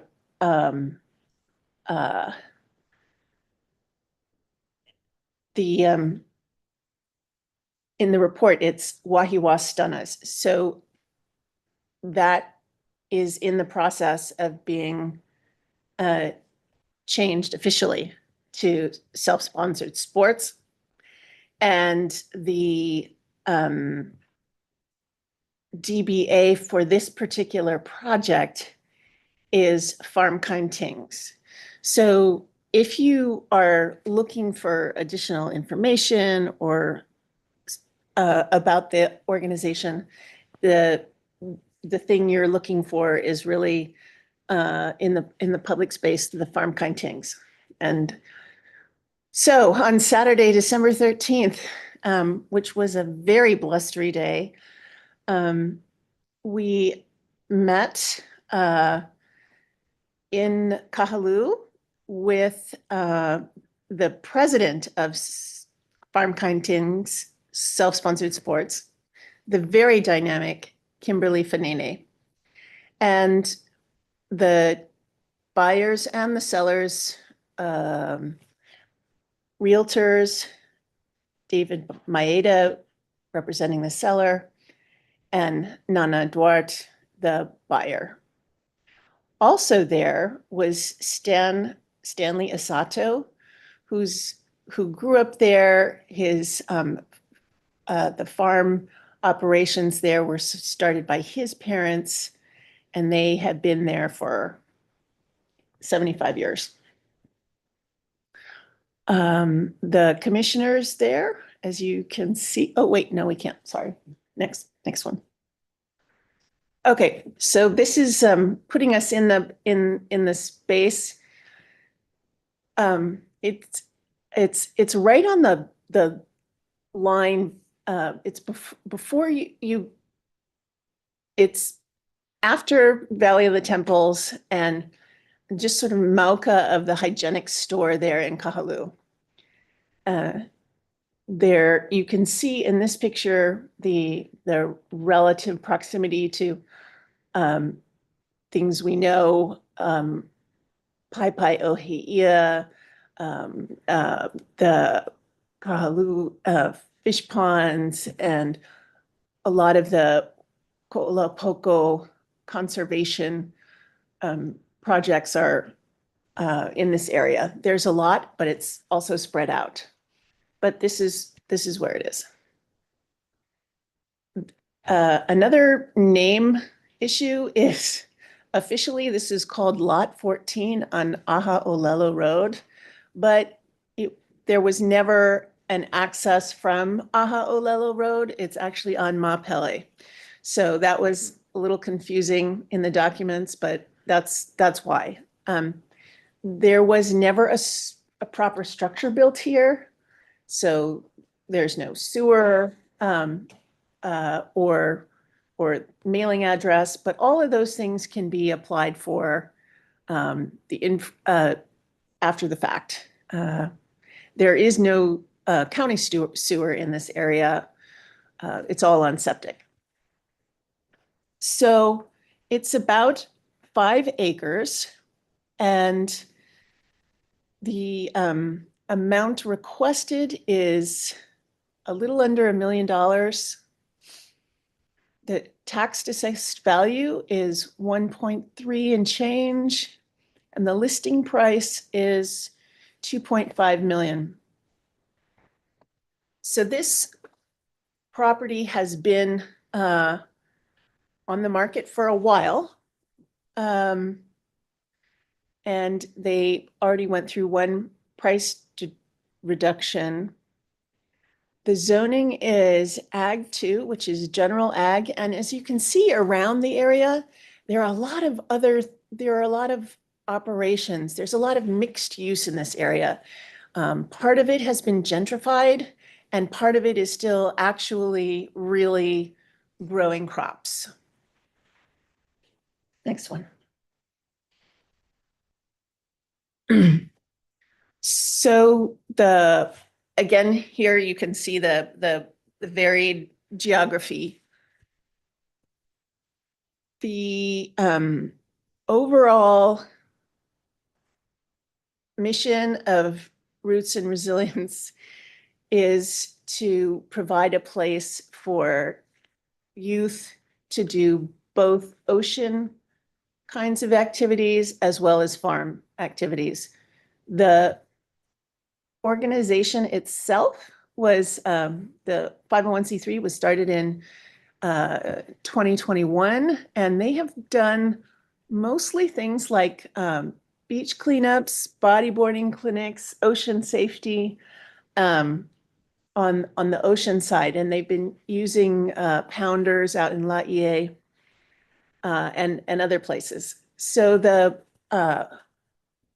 it was hard to keep up with Kim in some ways because she's got so much energy and she's done so many things and she's doing so many things. But it all makes sense in the vision. And if I'm not being particularly articulate, I apologize, but it's not the kind of project that is already well formed and has been going on for decades. I am not worried, however, because she and her partners will be with us on Maui, and I have full confidence in their ability to share their dreams and vision and abilities. So,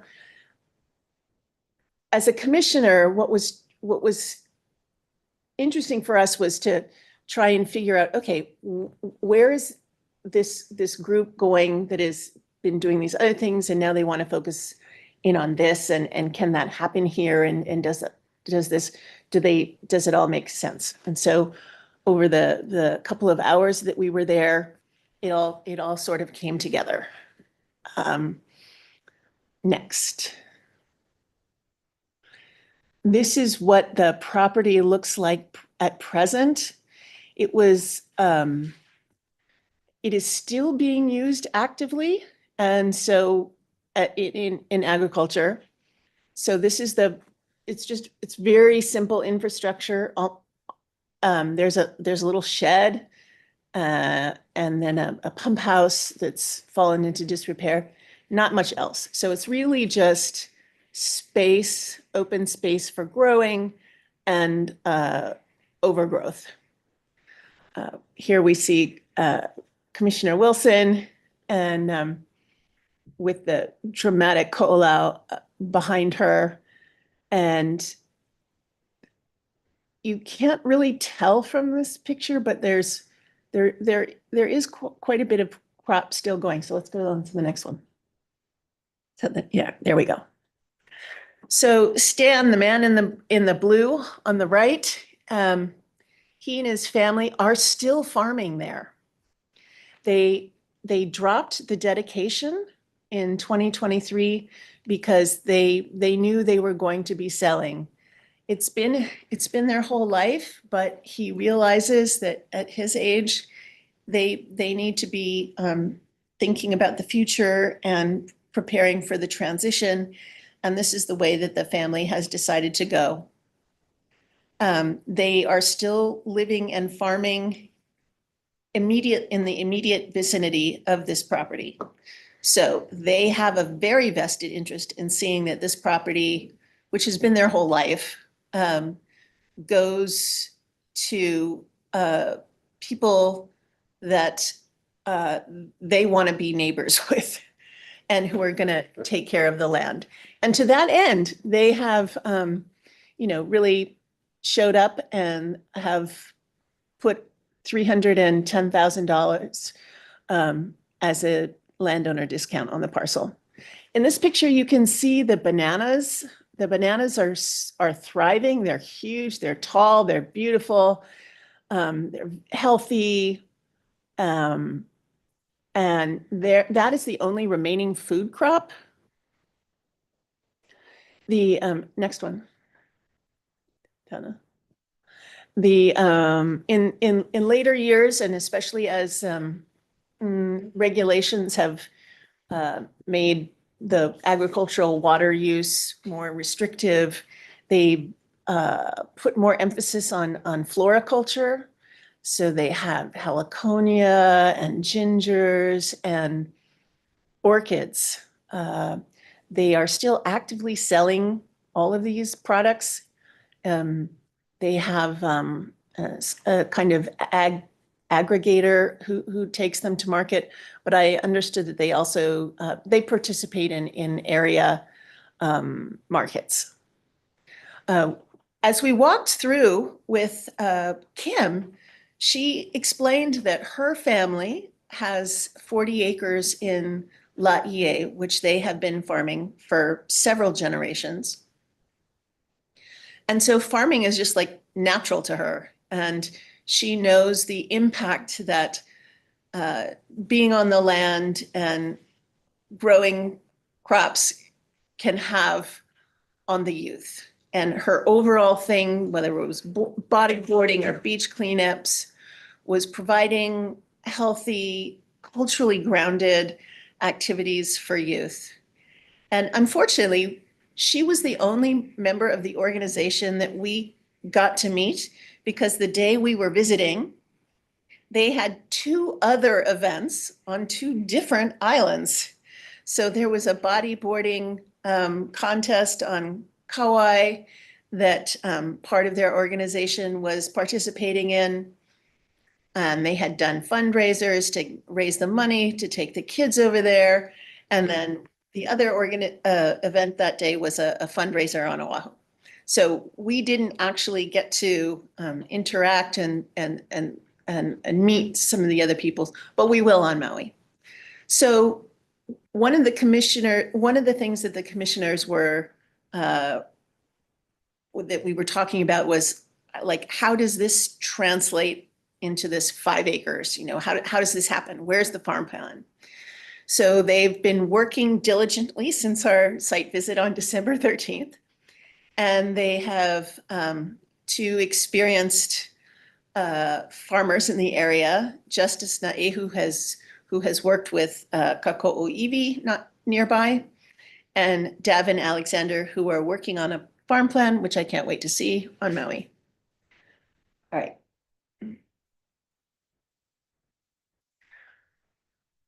Okay, this is the official, and the best way to look up Farmkind Things is actually on Instagram.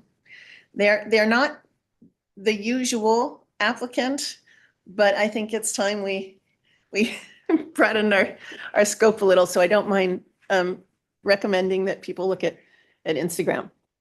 She provided me with some QR codes and such, but I thought, well, we're not there yet, and everybody can do their own thing.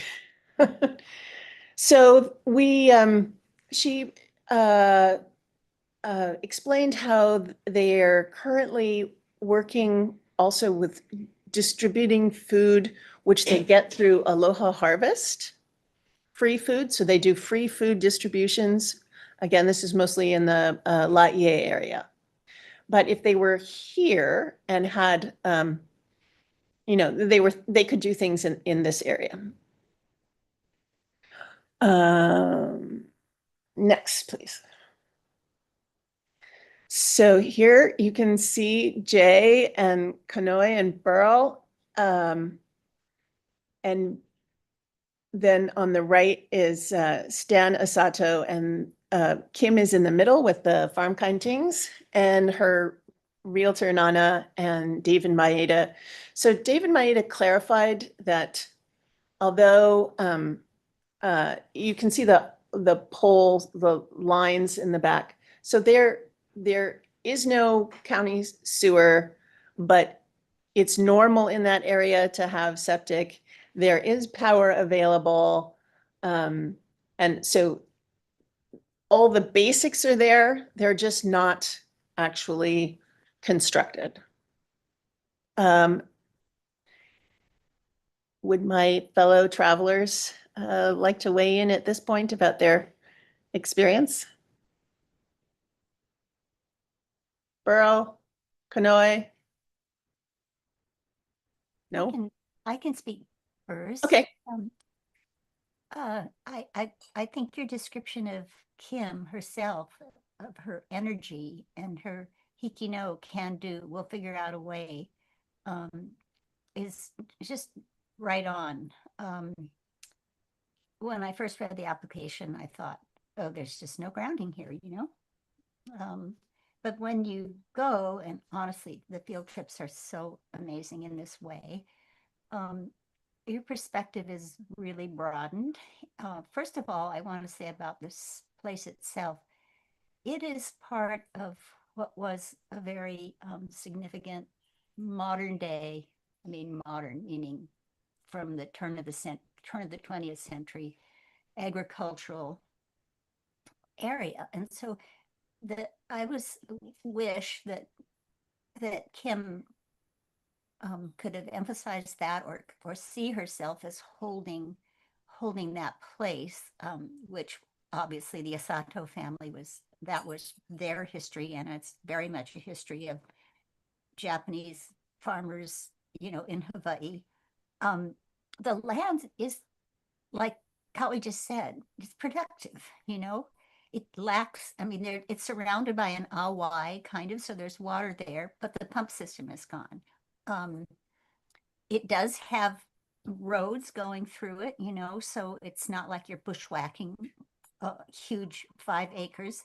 It's accessible, so that's another plus. And I think that, you know, I'm stumbling a little bit here because I have to say, Kawi, you were really, really, really great with the applicant. You have been so encouraging.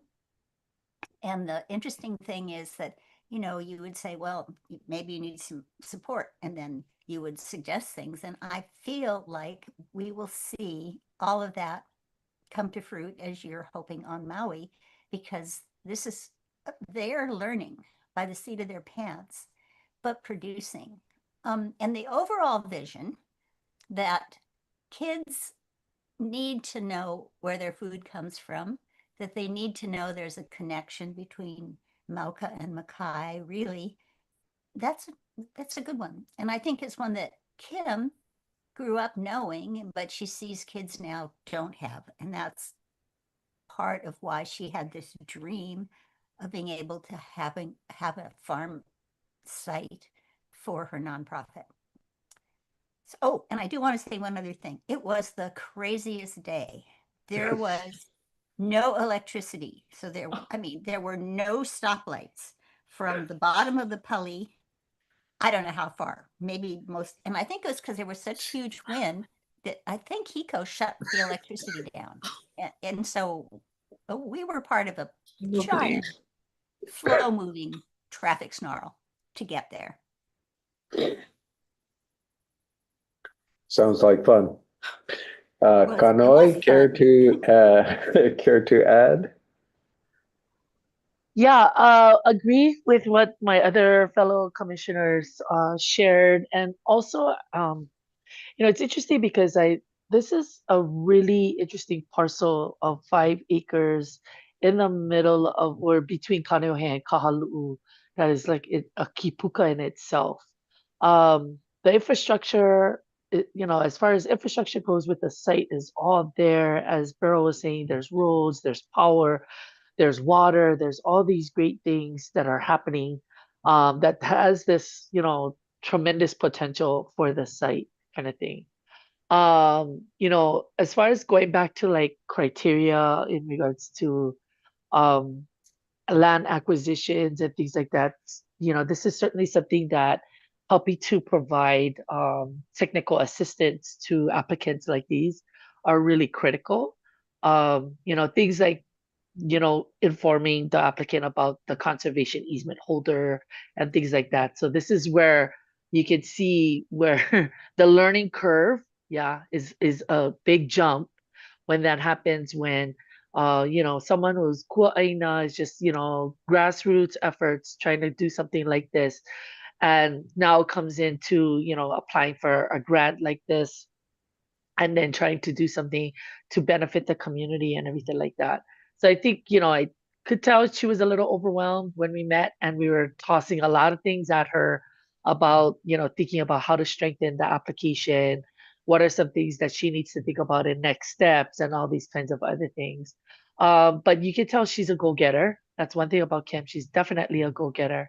So hoping that she took a lot of what, our feedback, our advice, and then, of course, working with Kauai, I think will help her further strengthen that application more and more as she goes through this process and things like that. Um, I'm always big about Aina-based education, and I always like to hear how they're connecting things to the next generation. And the fact that, the landowner was there and he talked about having 100 years of his family at this site. I do hope somehow in some way Kim keeps that pilina and relationship with that ohana because to have still that presence of the ohana there, like we always talk about lineal descendants always, staying connected to the aina. I just hope that that might be something she considers too in regards to the long-term relationship that this ohana has had to this site as well. But yeah, other than that, it was a great visit. Lots of potential for Farm Kind Things and the vision that they have for the site and everything. So mahalo. Great, thank Uh, you. Any further comments from the group? Okay. Sorry, one last thing I forgot was, as Burl mentioned, a lot of great cultural sites. And I think because the Aina was at one time just used for agriculture, there wasn't any listing of historical or significant, we heard about Auwai, we actually got to see the Auwai system. There's supposedly at one time Lo'i too there. So I think that was the only thing that I saw that there wasn't anything of a historic sites report or a cultural impact assessment or AIS or anything like that. But other than that, I think everything was there. We got to see it, we got to witness it and observe it.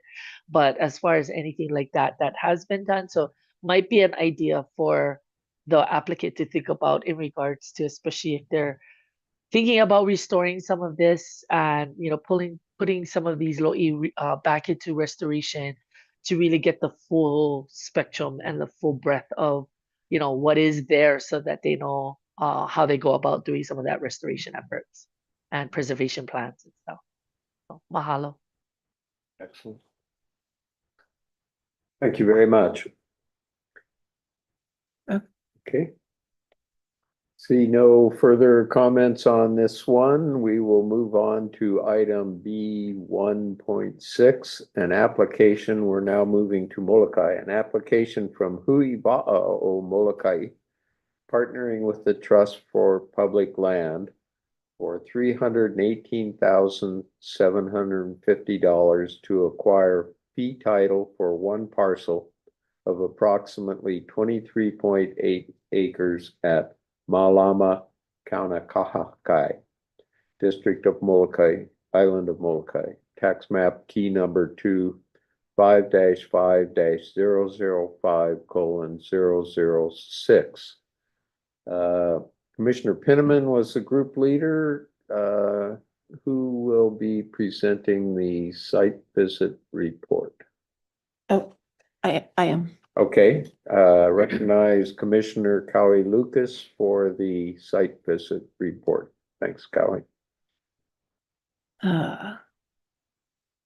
So this was the day 2 on Molokai for us, and we met down on the site, which is right near the harbor at Kaunakakai. And then you'll notice there's a slightly different term, Kaunakahakai, for this parcel, and that is the traditional name there. You can see in this picture, you can see the harbor in the background. So it felt like we were in the middle of the gathering of all the Va'a people on Molokai. The hosts and next one, please.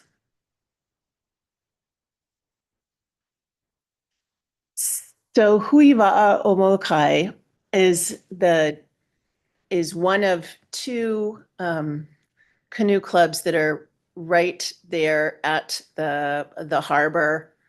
And Hui Va'a o Molokai members, I won't read everybody's name, but if you read them, you'll no doubt recognize, so the principal people there for Hui Va'a o Molokai is Lohiau Pa'oa and his wife Pualei, and they had a couple of absolutely charming children with them.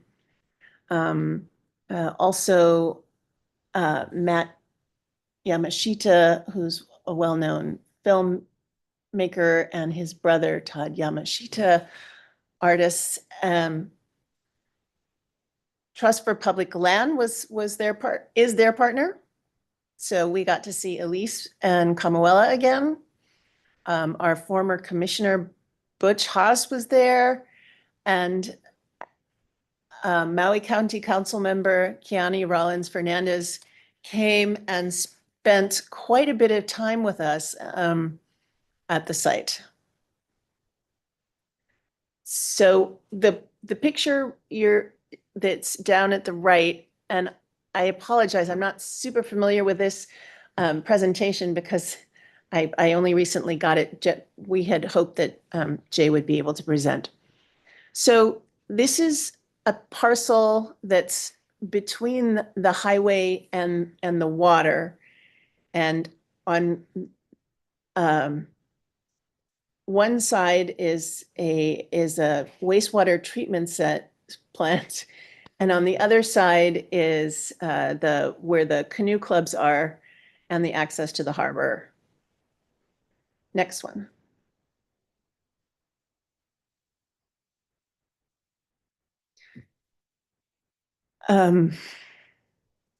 You can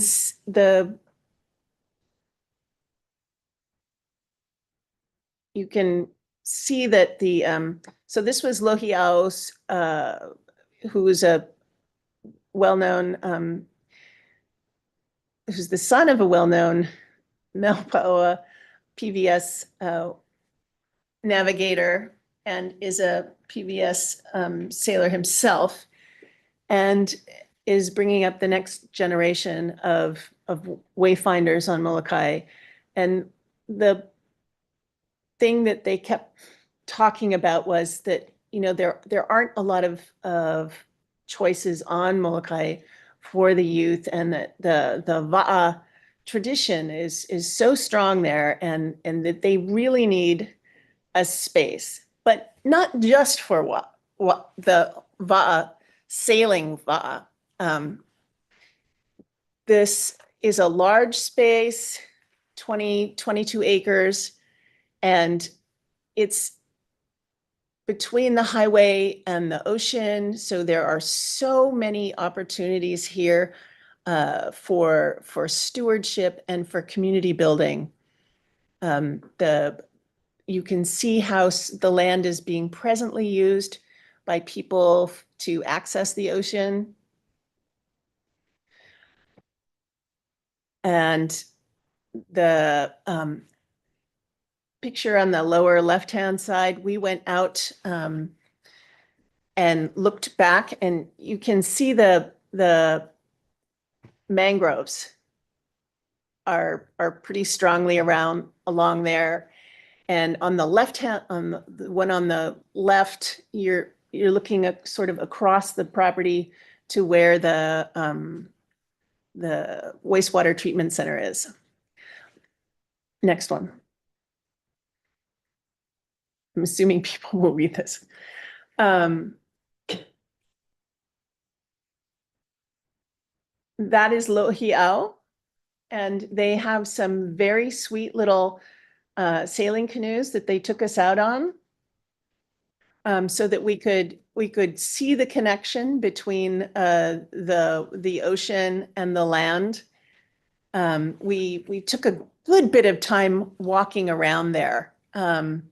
There's, as he says, we have a core group of Molokai residents with deep wa'a. It was really like being in the presence of royalty, I have to say. The group that was gathered there. Next one. Okay, here we go. So this is helping. I'm sorry there wasn't more of a map. I'm trying to. So if you look at the picture on the left, that's looking towards the barrier. There's a berm that was built to help guide the floodwaters. And actually, I am going to read this one because Butch assured commissioners that if this property is purchased, the Hui would be invited to join the Molokai Wetlands Partnership. This partnership includes local and national wetland professionals, as well as state and federal agencies committed to facilitating wetland restoration in important locations such as this property. So they have already committed to technical expertise. So there's this whole long bit, the water that comes down to the ocean from Mauka runs through this long sort of canal, and on the one side is the wastewater treatment, and on the other part is this parcel. This parcel has been privately owned for a long time by a local resident who had the dream of building a Hawaiian village there. And for whatever reason, that has never happened. And so the property has degraded. There's a lot of it's been cleaned up a bit, but we understand that there's unofficial campers, and it was used extensively for dirt bike riding. And while they want to encourage the use of the recreational use of this, and they were trying to have that be more culturally grounded, and not so much the dirt bike. It's an absolute real gem of a wetland. And somewhere, oh, maybe it's the next one. Does it talk about okay. Yes, so Jay is, as you know, a bird man. So restoring wetlands for floodwater management and native wildlife, the endangered Aeo and Alai Ke'o and shorebirds Kolea, Kekeke and Ulili, Hunakai, and waterbirds Koloa Maoli and Auku'u. So we saw several of these species while we were there. And as badly as the property is degraded, there do seem to be things in the landscape now that they are attracted to and happy about. So they're already there.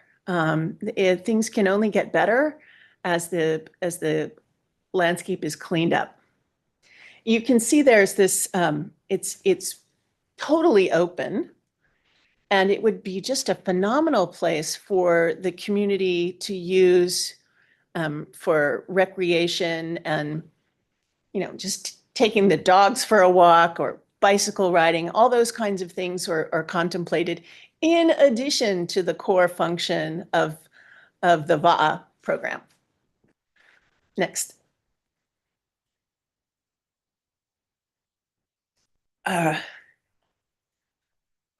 Yeah, developing outdoor classrooms and gathering spaces for youth and community learning.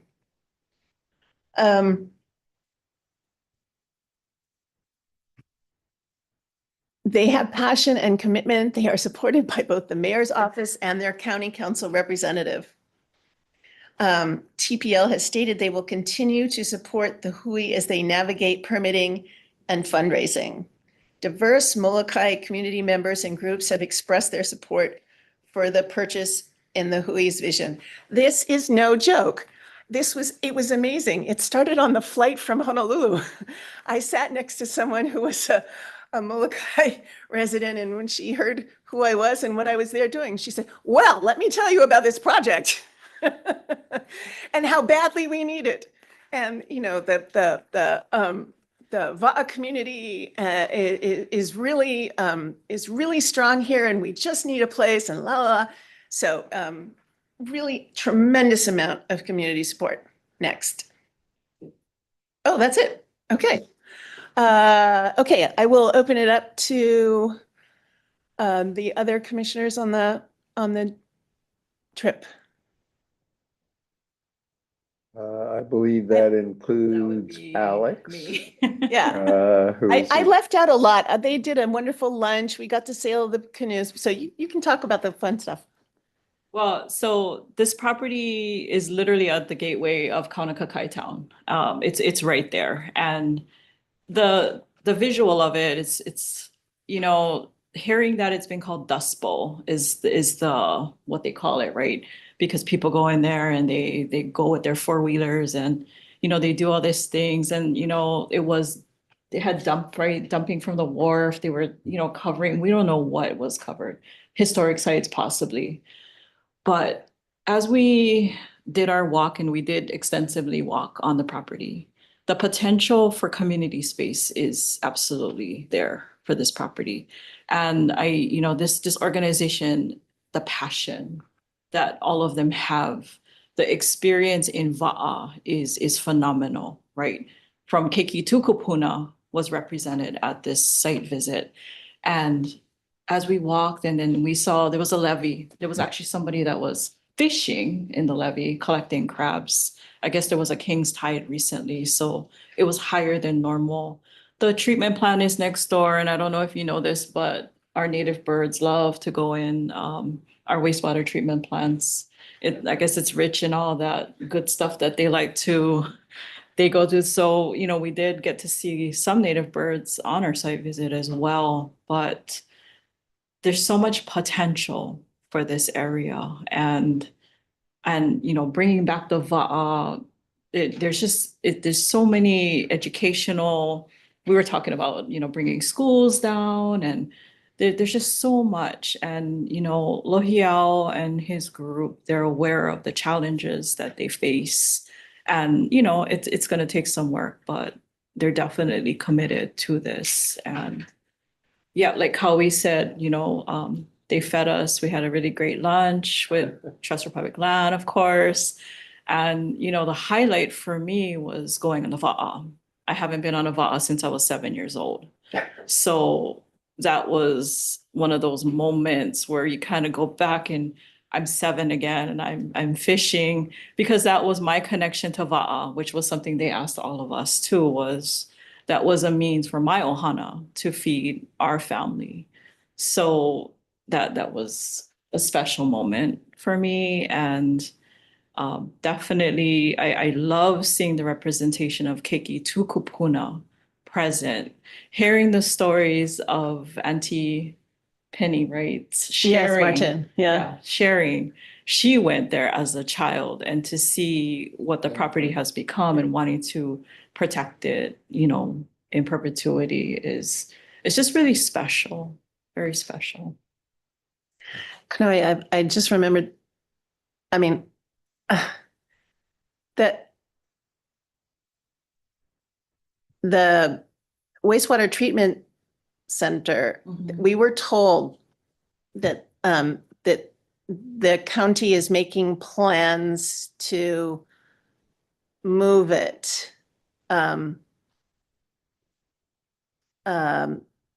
to another site. And, you know, I almost hesitate to bring it up because we know that the counties can have these ideas and sometimes they take really, really a long time, right, Alex? You know, and so, but they did mention it. And so it does seem like it's maybe more of a real thing that the wastewater treatment center could go away, and then that would be another facility that would be available for conservation and water, shoreline, wet water. Wait, you know what am I trying to say? Wetlands. Wetlands. Thank you, John.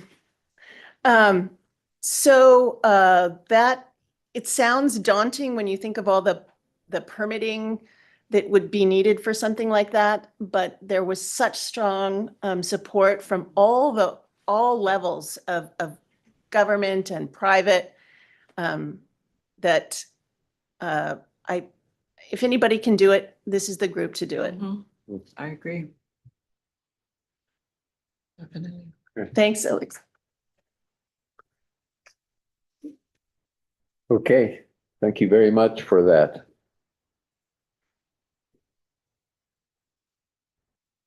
The next up is item B17, an application from KHM International, partnering with the Trust for Public Land for $1,050,000 to acquire fee title for approximately 7.19 acres covering 11 parcels at Coloco LA Shoreline, District of Molokai, Island of Molokai. Tax map key numbers 5-4-005:001, 002, 003, 004, 005, 006, 007, 008, 009, 011, and 044. Commissioner Kelly Polo is the group leader. Mahalo, Chair. So this is actually a really good picture. It actually has everything in it that we were able to experience that day. Unlike the other site visits, for this site visit, the applicant actually took us to where their Aina Hale and their Ali'i fish pond is. So if you look at the top of the picture, there's a fish pond in the distance. That's Ali'i fish pond. There's a 1.46 acre parcel that's right adjacent to it where we started our site visit. And I guess keep in mind that this property is not that far away from the property that Kawi just reported on. So this is the south side of Molokai. And right in front of you is the Kaloko Eli fish pond, which is just massive. Pictures don't do justice with how just impressive and massive these fish ponds are. And in the bottom section of this picture is the 11 parcels, that whole vegetation area. You can see there's adjacent to that is a condo, the Colony Shores condo. There's some beach cottages right in front of Kaloko Eli fish pond. And then about like within a mile radius, there's Molokai, Hotel Molokai. And then of course, Mauka is just huge residential subdivision. So the property is already, you can see that development is very evidently near and around. Next slide, please. So this is a good picture to show from the application. So Ali'i Fish Pond is to the right, and then there's that purple. That's where Kahonua Momona is. That's where base yard, their kind of like their hale, everything is there from where they operate out of. So that is where we started our site visit. And then on the top corner, you can see the island of Molokai, and you can see where the property is in relation to the island, which is the south side, Kaunakakai. Next slide, please. So their mission is to be a model of sustainability from the mountains to the ocean. And they definitely, I can assure you, they do live their mission, no question in that. Very, very impressive. Next slide. Okay, so we started, and I don't have pictures of everything. I don't know if Beth or Kim does, but we did our, the protocol. There's this just massive kitchen kind of gathering place that was recently built, which is to the left of the first picture. And we started there. They have like an above ground brick oven. What we were looking at is that's their office, but it's off grid. It's off grid. And then they have their toilet, which is like a composting toilet. So they are a model of sustainability. And I guess I forgot to mention, but I should start off is that when we did introductions, Tiani Cook is the executive director. She introduced her staff. But it's not just staff. It goes far deeper than that. It goes from Keiki to Kupuna. Her whole ohana, including her staff's ohana, is involved in this organization, like her grandparents, parents, siblings, Keiki, everybody. So when you see a staff of 7 or 8, that's not 7 or 8. That's 70 or 80. And they are very deeply connected, very strong.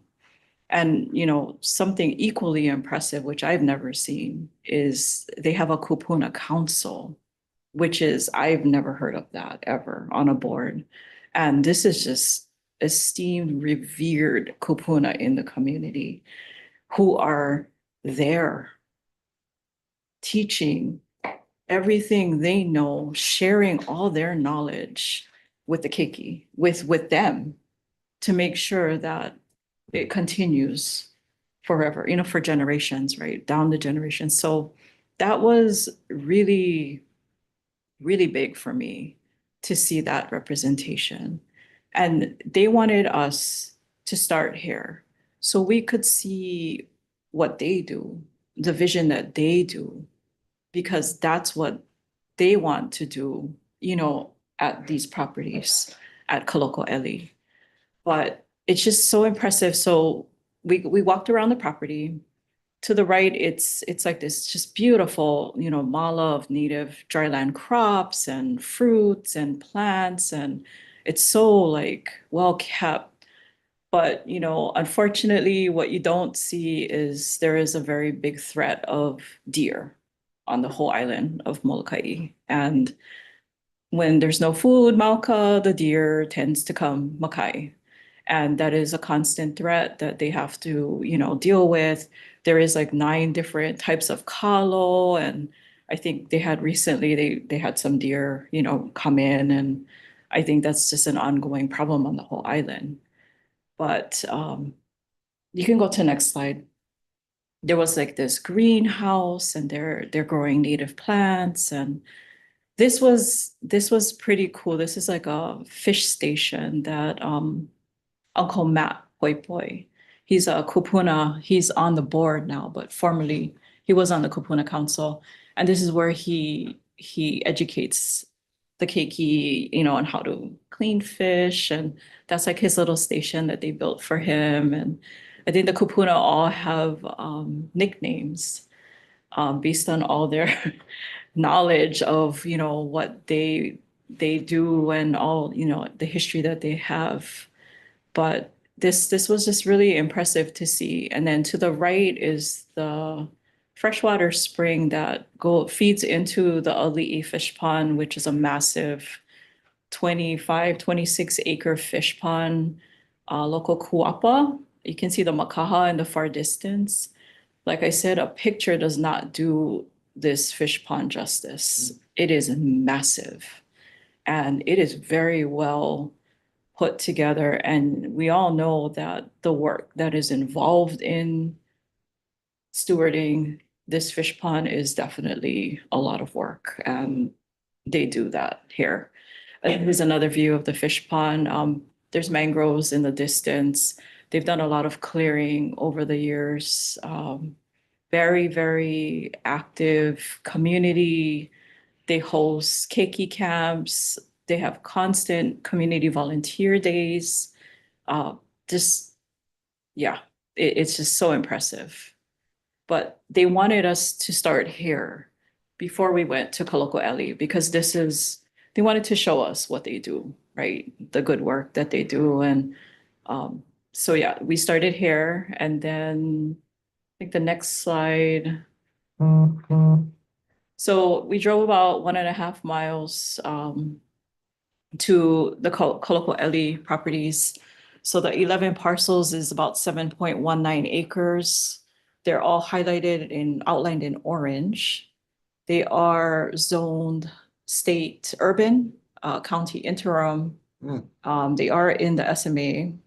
Of course, some of the parcels are shoreline, and there's multiple parcels that is actually adjacent to Kaloko'eli Fish Pond, which they also steward as well. So Kahonua Momona has a 35-year license agreement with the state, Hawaiian Homes.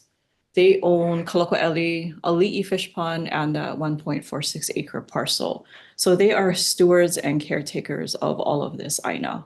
And if you can see in the fish pond picture, you can see the mangroves in the part of it, but they have cleared a lot of that mangroves over the time with, they've been stewarding the aina. You can go to the next slide, please. So yeah, they have, they're asking for $1 million. There's a matching funds, 26%, which is anticipated from the County of Maui Open Space Fund through a conservation easement. The parcels are highlighted in yellow. We did have a willing seller letter that was submitted. So there is a willing seller. This is an urgency because the sellers are Ohana that's looking at possibly selling for other, they're all talking stories right now, but they do want to sell these properties. So even though it's not actively listed, there's still that urgency factor to protect these lands from development, especially for the health of the coastline and the shoreline. Next, please. So this is a view from the shoreline parcel looking towards Kaloko'eli Fish Pond. You can see the mangroves that they've been clearing have all died. It's all in the pictures. There's some pickleweed right there. I wish I had blew it up and I wish I had pictures, but to the left by the canoe, there's these makeshift, they planted natives and they put fencing around the natives, but they also built these makeshift barriers with the mangroves, with the trees, the bark from the mangroves.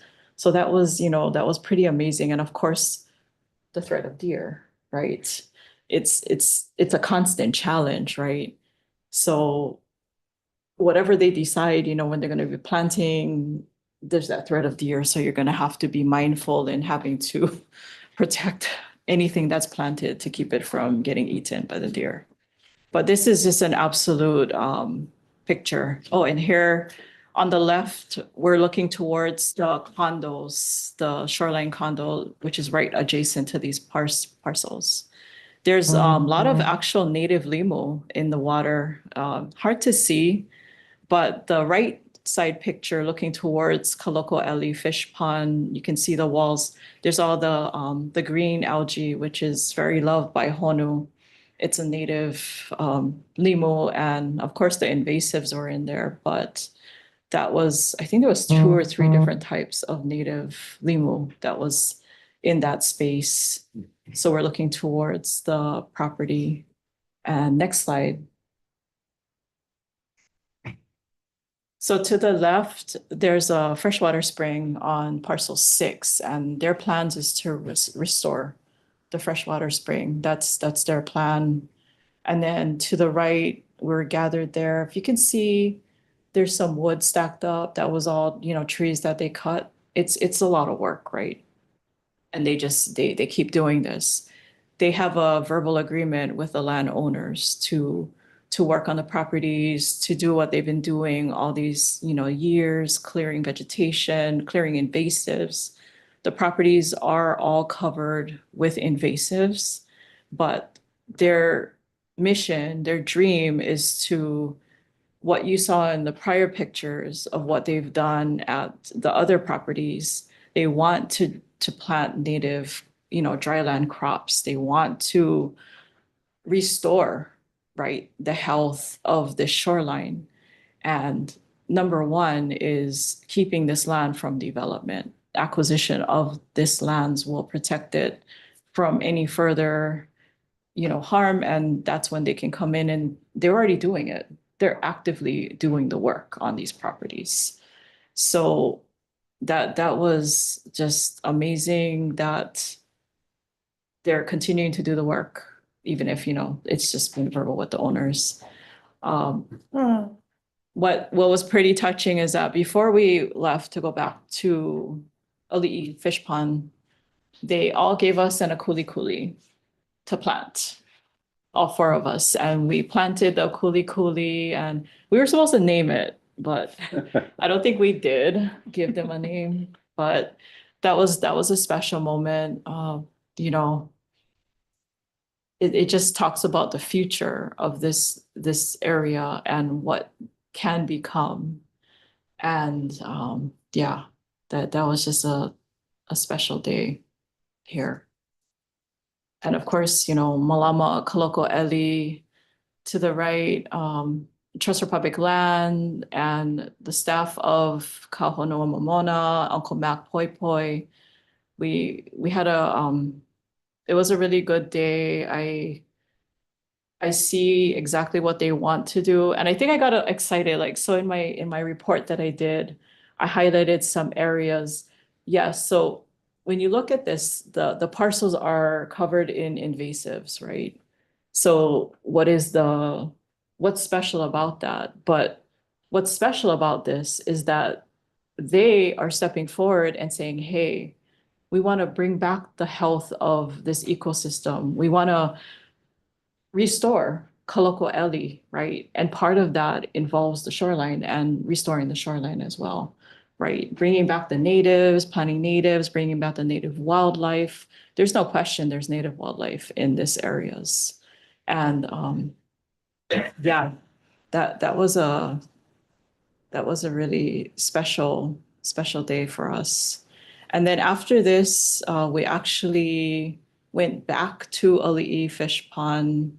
They fed us an amazing lunch, and I don't think anybody ate better than we did, because it was fish from Kaloko'eli. I have no pictures of how big that fish was. I know Beth does, but we're not going to share it, because if you want to know how big that fish is, you need to go volunteer at a community work day. But that was just to have that experience, right? They really are a model of sustainability in their community. This is 2 of only 6 local ia that is being currently stewarded and restored on the entire island. And that is their kuleana.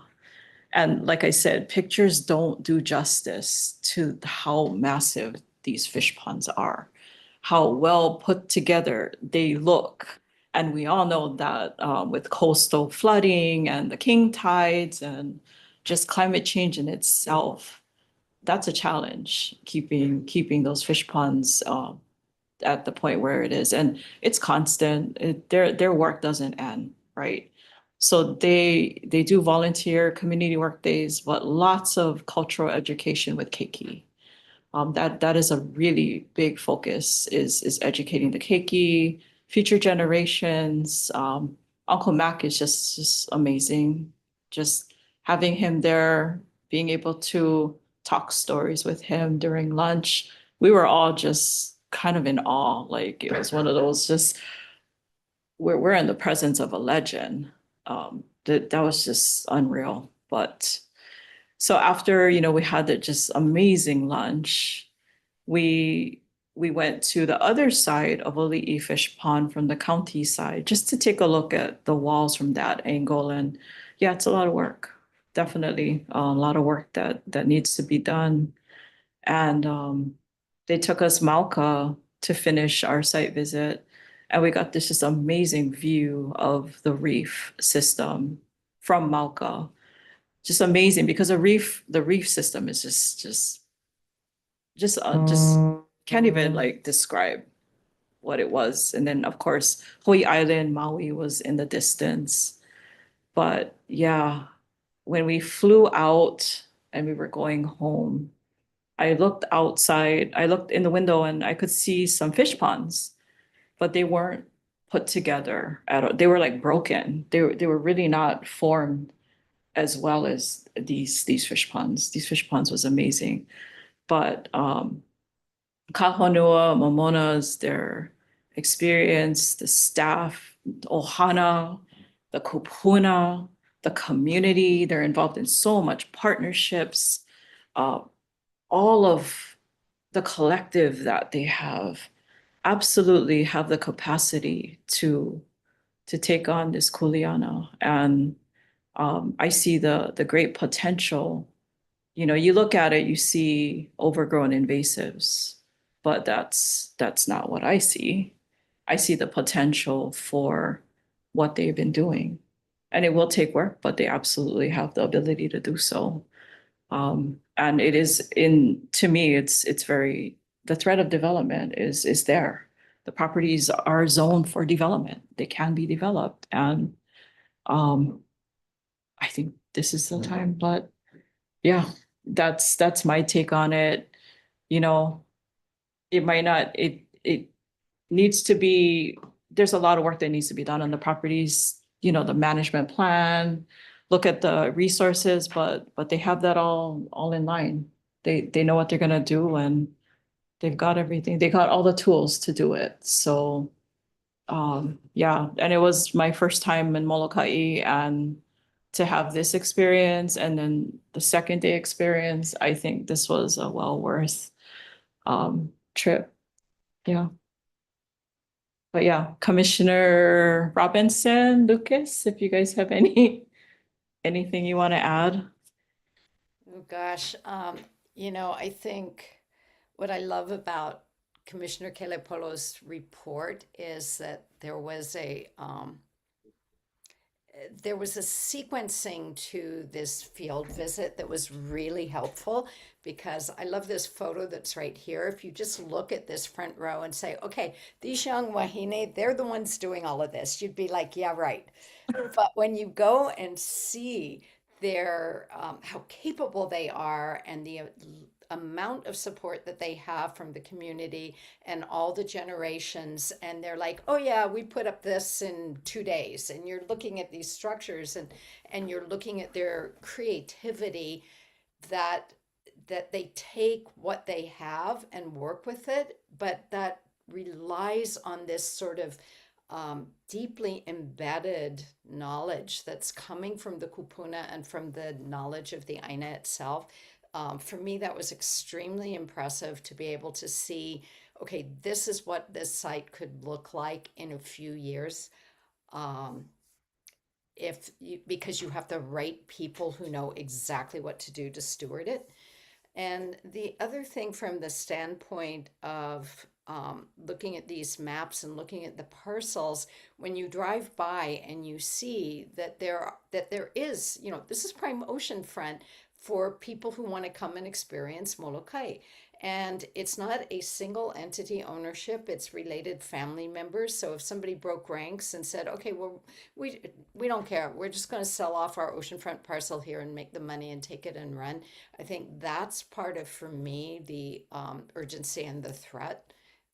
It's a unique opportunity to be able to get all 11 of these parcels that then would go all the way up to the highway. Thank you, Beth. Helen? Oh, yes. Yeah, Alex, you you really nailed it when you talked about how comprehensive it is. It was so, they're so on it, you know, on the one side, they're as community-based as you can get. And on the other side, when you walk into the office, there's the charts, there's the dates, there's, everything is neatly, I'm forgetting her name, the executive director. Tiani. Tiani. Oh my gosh. And she is the second, she inherited the position from the first one. The first time I went there, her predecessor was there. That was in like 2010. And to see what has happened over the years was amazing. And Tiani has already named her I successor. forgot to say that, yes. And, you know, I wish more groups took that seriously, that succession planning seriously, because it gives everybody a sense of comfort and security in a way. You know that these programs are going to be held in perpetuity, at least as long as any one of us is going to be on the planet, you know. And to see that in action, and they have some really deep programs. They talked about an annual retreat for women and things like that. So they have deep history. They are the community, and you just, we can't have enough of this. It was just a incredible experience to see it happening. You know, nobody's perfect. There are flaws in everything, but boy, they have really got their act together, and we're just really lucky as commissioners that we get to see deeply into these organizations in a way that most of the public can't. Yeah, model of sustainability, no question, and very humble, very can do. They're gonna do it. Like, this is an organization that we're doing this. We're gonna do it. And there's no question they will, you know. It's just all of that knowledge. And like I said, you don't see the Ohana involved, right? That is, to me, it's so important that it's not just them. They've got all their Ohana helping. That it takes a village, and this village, if ever a container didn't come into Molokai, I would go here. Because I would be fed. There's food, they don't rely on anything. That's the purpose, sustainability, right? So no, very, very grateful. I just want to mahalo Kahawakanu, you know, Momona, for welcoming us. It was such a warm, you know, welcome, and Trust for Public Land for, you know, partnering with this organization, and this is a very meaningful trip for all of us. Thank you for that report. I see no other hands raised from the interaction group, so moving on, that concludes agenda item B, the report from the permitted interaction group. Yeah. Pardon? Public testimony. Oh, yes. Item B. Okay, hang on. You want? Yes, so that concludes discussion from the commissioners. Is there any public testimony about a permitted interaction group report?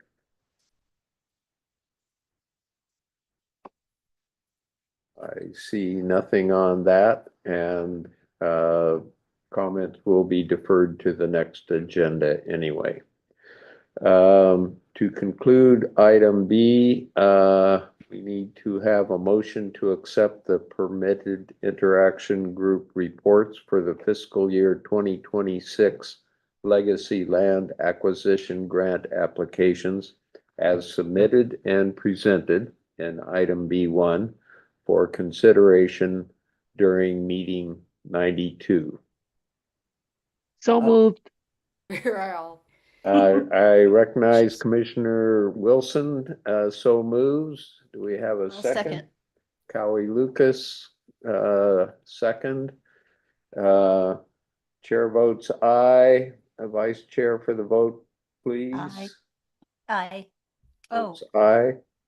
We have, I believe, 6 commissioners present. 7? 7 out of 9. Oh, okay, 7. Yes, that's correct. With 7 commissioners present, any opposed? Or with reservations? no. Hearing none, the motion to accept the permitted interaction group reports for the fiscal year 2026 Legacy Land Acquisition Grant applications is adopted. We can move to agenda item C, program updates and announcements. Mr. Penn. Okay, I'm gonna stand up because we've been sitting down all afternoon. Long time. Feel Thank you free. very much for helping out with this part of our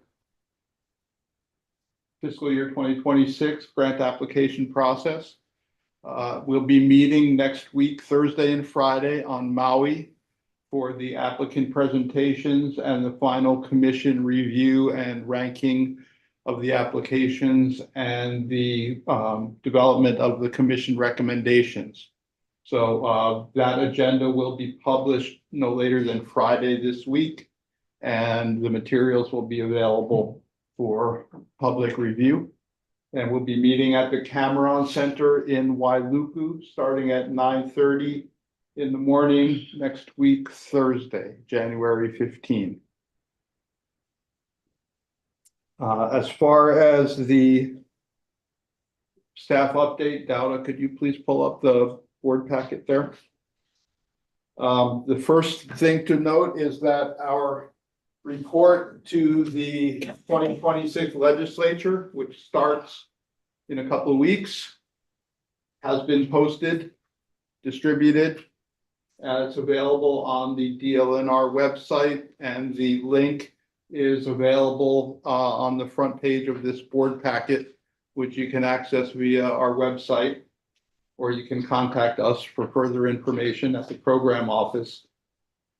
And also, if you would like to get further updates about commission meetings and also about the upcoming legislative session, there is a way to sign up on our website for those alerts. Now, for this slide that's up on the board now, our estimated financial status, we right now have an annual appropriation of $9 million roughly. So that's what the legislature has appropriated for us to spend. And currently, for the fiscal year 2026, we do have more than $9 million in our account.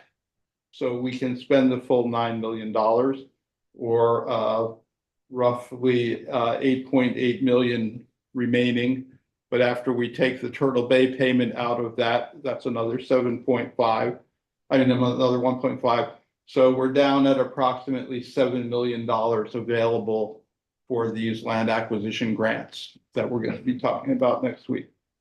However, the situation becomes more dire as we move into the next 2 fiscal years, because even though we have a $9 million spending authority, we only receive roughly $5.1 million in revenue on an annual basis from conveyance tax, and there's some other sources.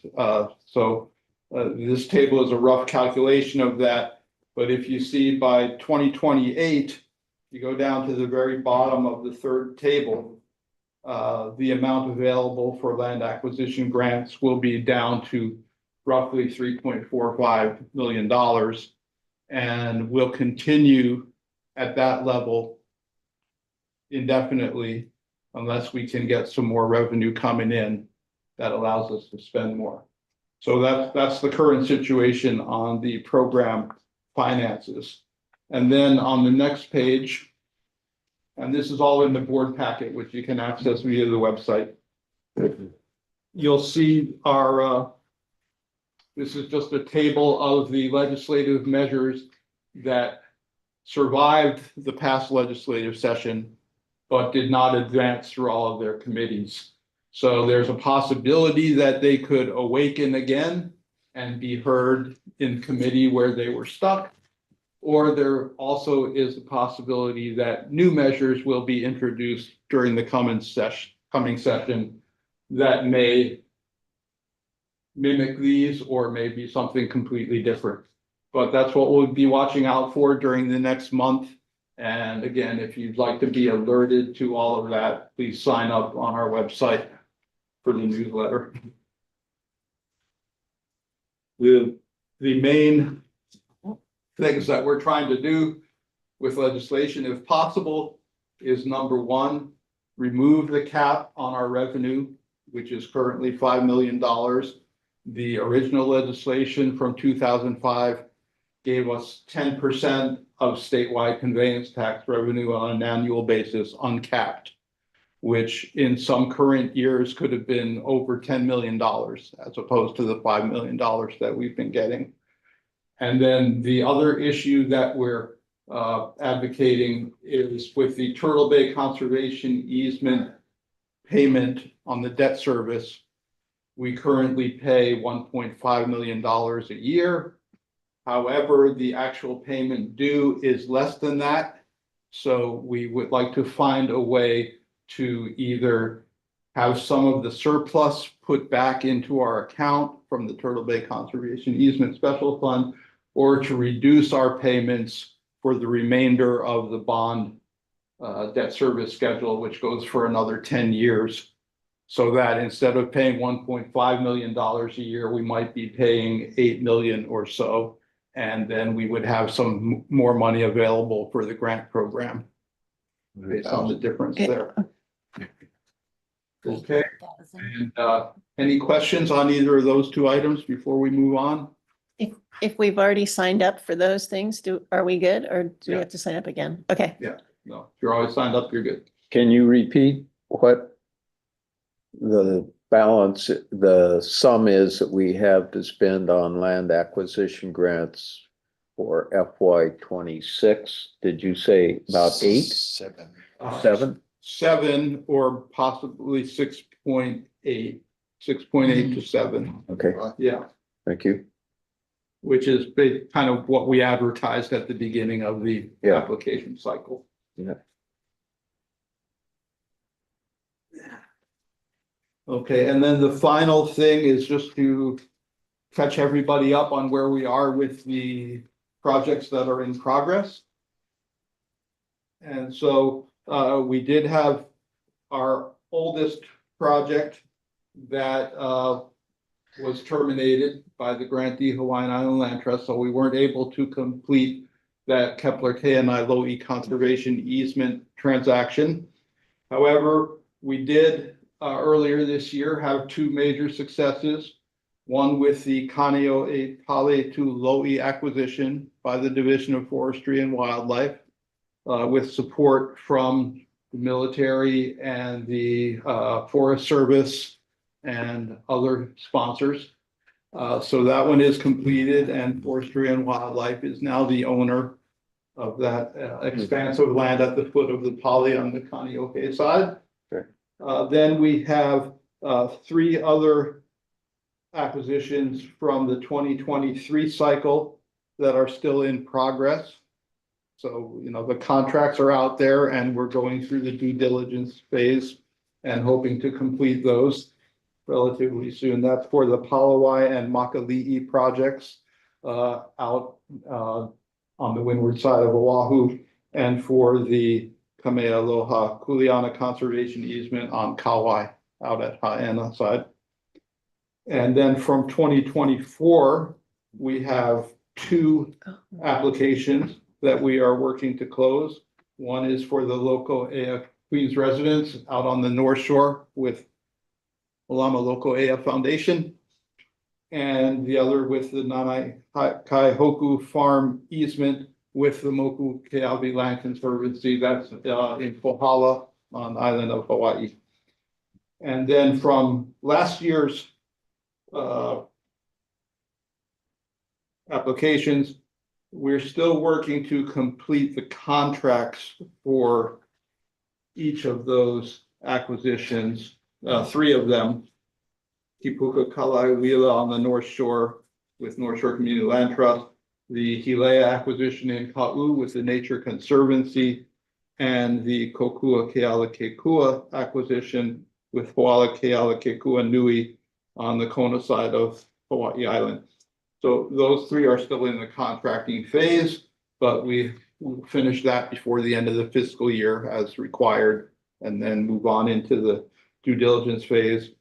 And then with the Kauai Nui Makai application from last year with Makahonolua Fishing Association, it looks like the county of Hawaii will be seeking to purchase that outright with their public open space funding. Wow. And so therefore, once that all gets worked out, we would be able to take that $1 million that was awarded last year and push it to Kokua Kealakekua, which only received 700,000 of its $1 million approved amount. So they could get another 300,000. And then the other 700,000 could go to the Division of Forestry and Wildlife for the East Maui Forest Project. So that may be a consideration that comes up when we meet again next week, but that should be the situation. Super. Yeah, good. So that's a brief update of where we're at. And we'll be meeting for 2 full days next week on Maui. And we have 7 applications plus our deliberative process to get through over that 2-day period. So hopefully we'll be able to keep things as lean as possible. And the meeting room is only available. They have strict hours, 8 to 4. So we'll be starting at 9:30 on Thursday. So Outer Island commissioners can get in there. And then we'll be starting earlier, maybe 8:30 on Friday and going up until the 4 o'clock closing time. Or when we get done, which may be soon. That has In theory. yet to happen. Understood. Yeah. But thank you, everybody, for participating today. And that's all I've got for now, unless somebody has a question. No, Chair, just a comment if I could. It's Sure. my first commission meeting. I just want to thank all the commissioners. I was very impressed with the thoughtful and heartfelt PPIG reports. And I look forward to working with you all in the future. Thank you, Mike, and welcome. You can introduce him. Pardon? Just before we leave, I'd like to acknowledge the continuing good work of Mr. Penn and of the help from Dowda NG for all of his good work in keeping things smoothly as we move along. So thanks, folks. Lifesaver over here. Also, I forgot to mention, but DLNR has just launched its Year of the Coastal Kuleana. Oh my God, beautiful. Year of the Community Forest, and so we have the new theme is Coastal Kuleana. I don't know how you get a hold of this calendar, but it's very nice. What? You don't know? Very bright. We should get one. Okay. Okay, well, We're I'll all march getting those in the upstairs meeting. and And see what then- we can do. So are we just logistically, once we arrive on Thursday morning, are we each making our own way there? Or is there some thought of coordinating our arrival times? Yeah, we'll be following up on that over the next couple of days. Sounds good. Yeah. Thank you, everyone, for participating. Brings us to item D, adjournment. Can I have a motion to adjourn? So moved. Commissioner Lucas moves, second.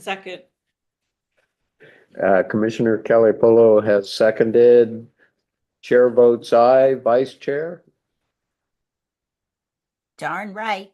Darn right, we have from Vice Chair Blake with 7 commissioners present. Any opposed or reservations? Hearing none, the motion to adjourn is adopted. This meeting is adjourned at 3:12 PM Wednesday, January 7, 2026.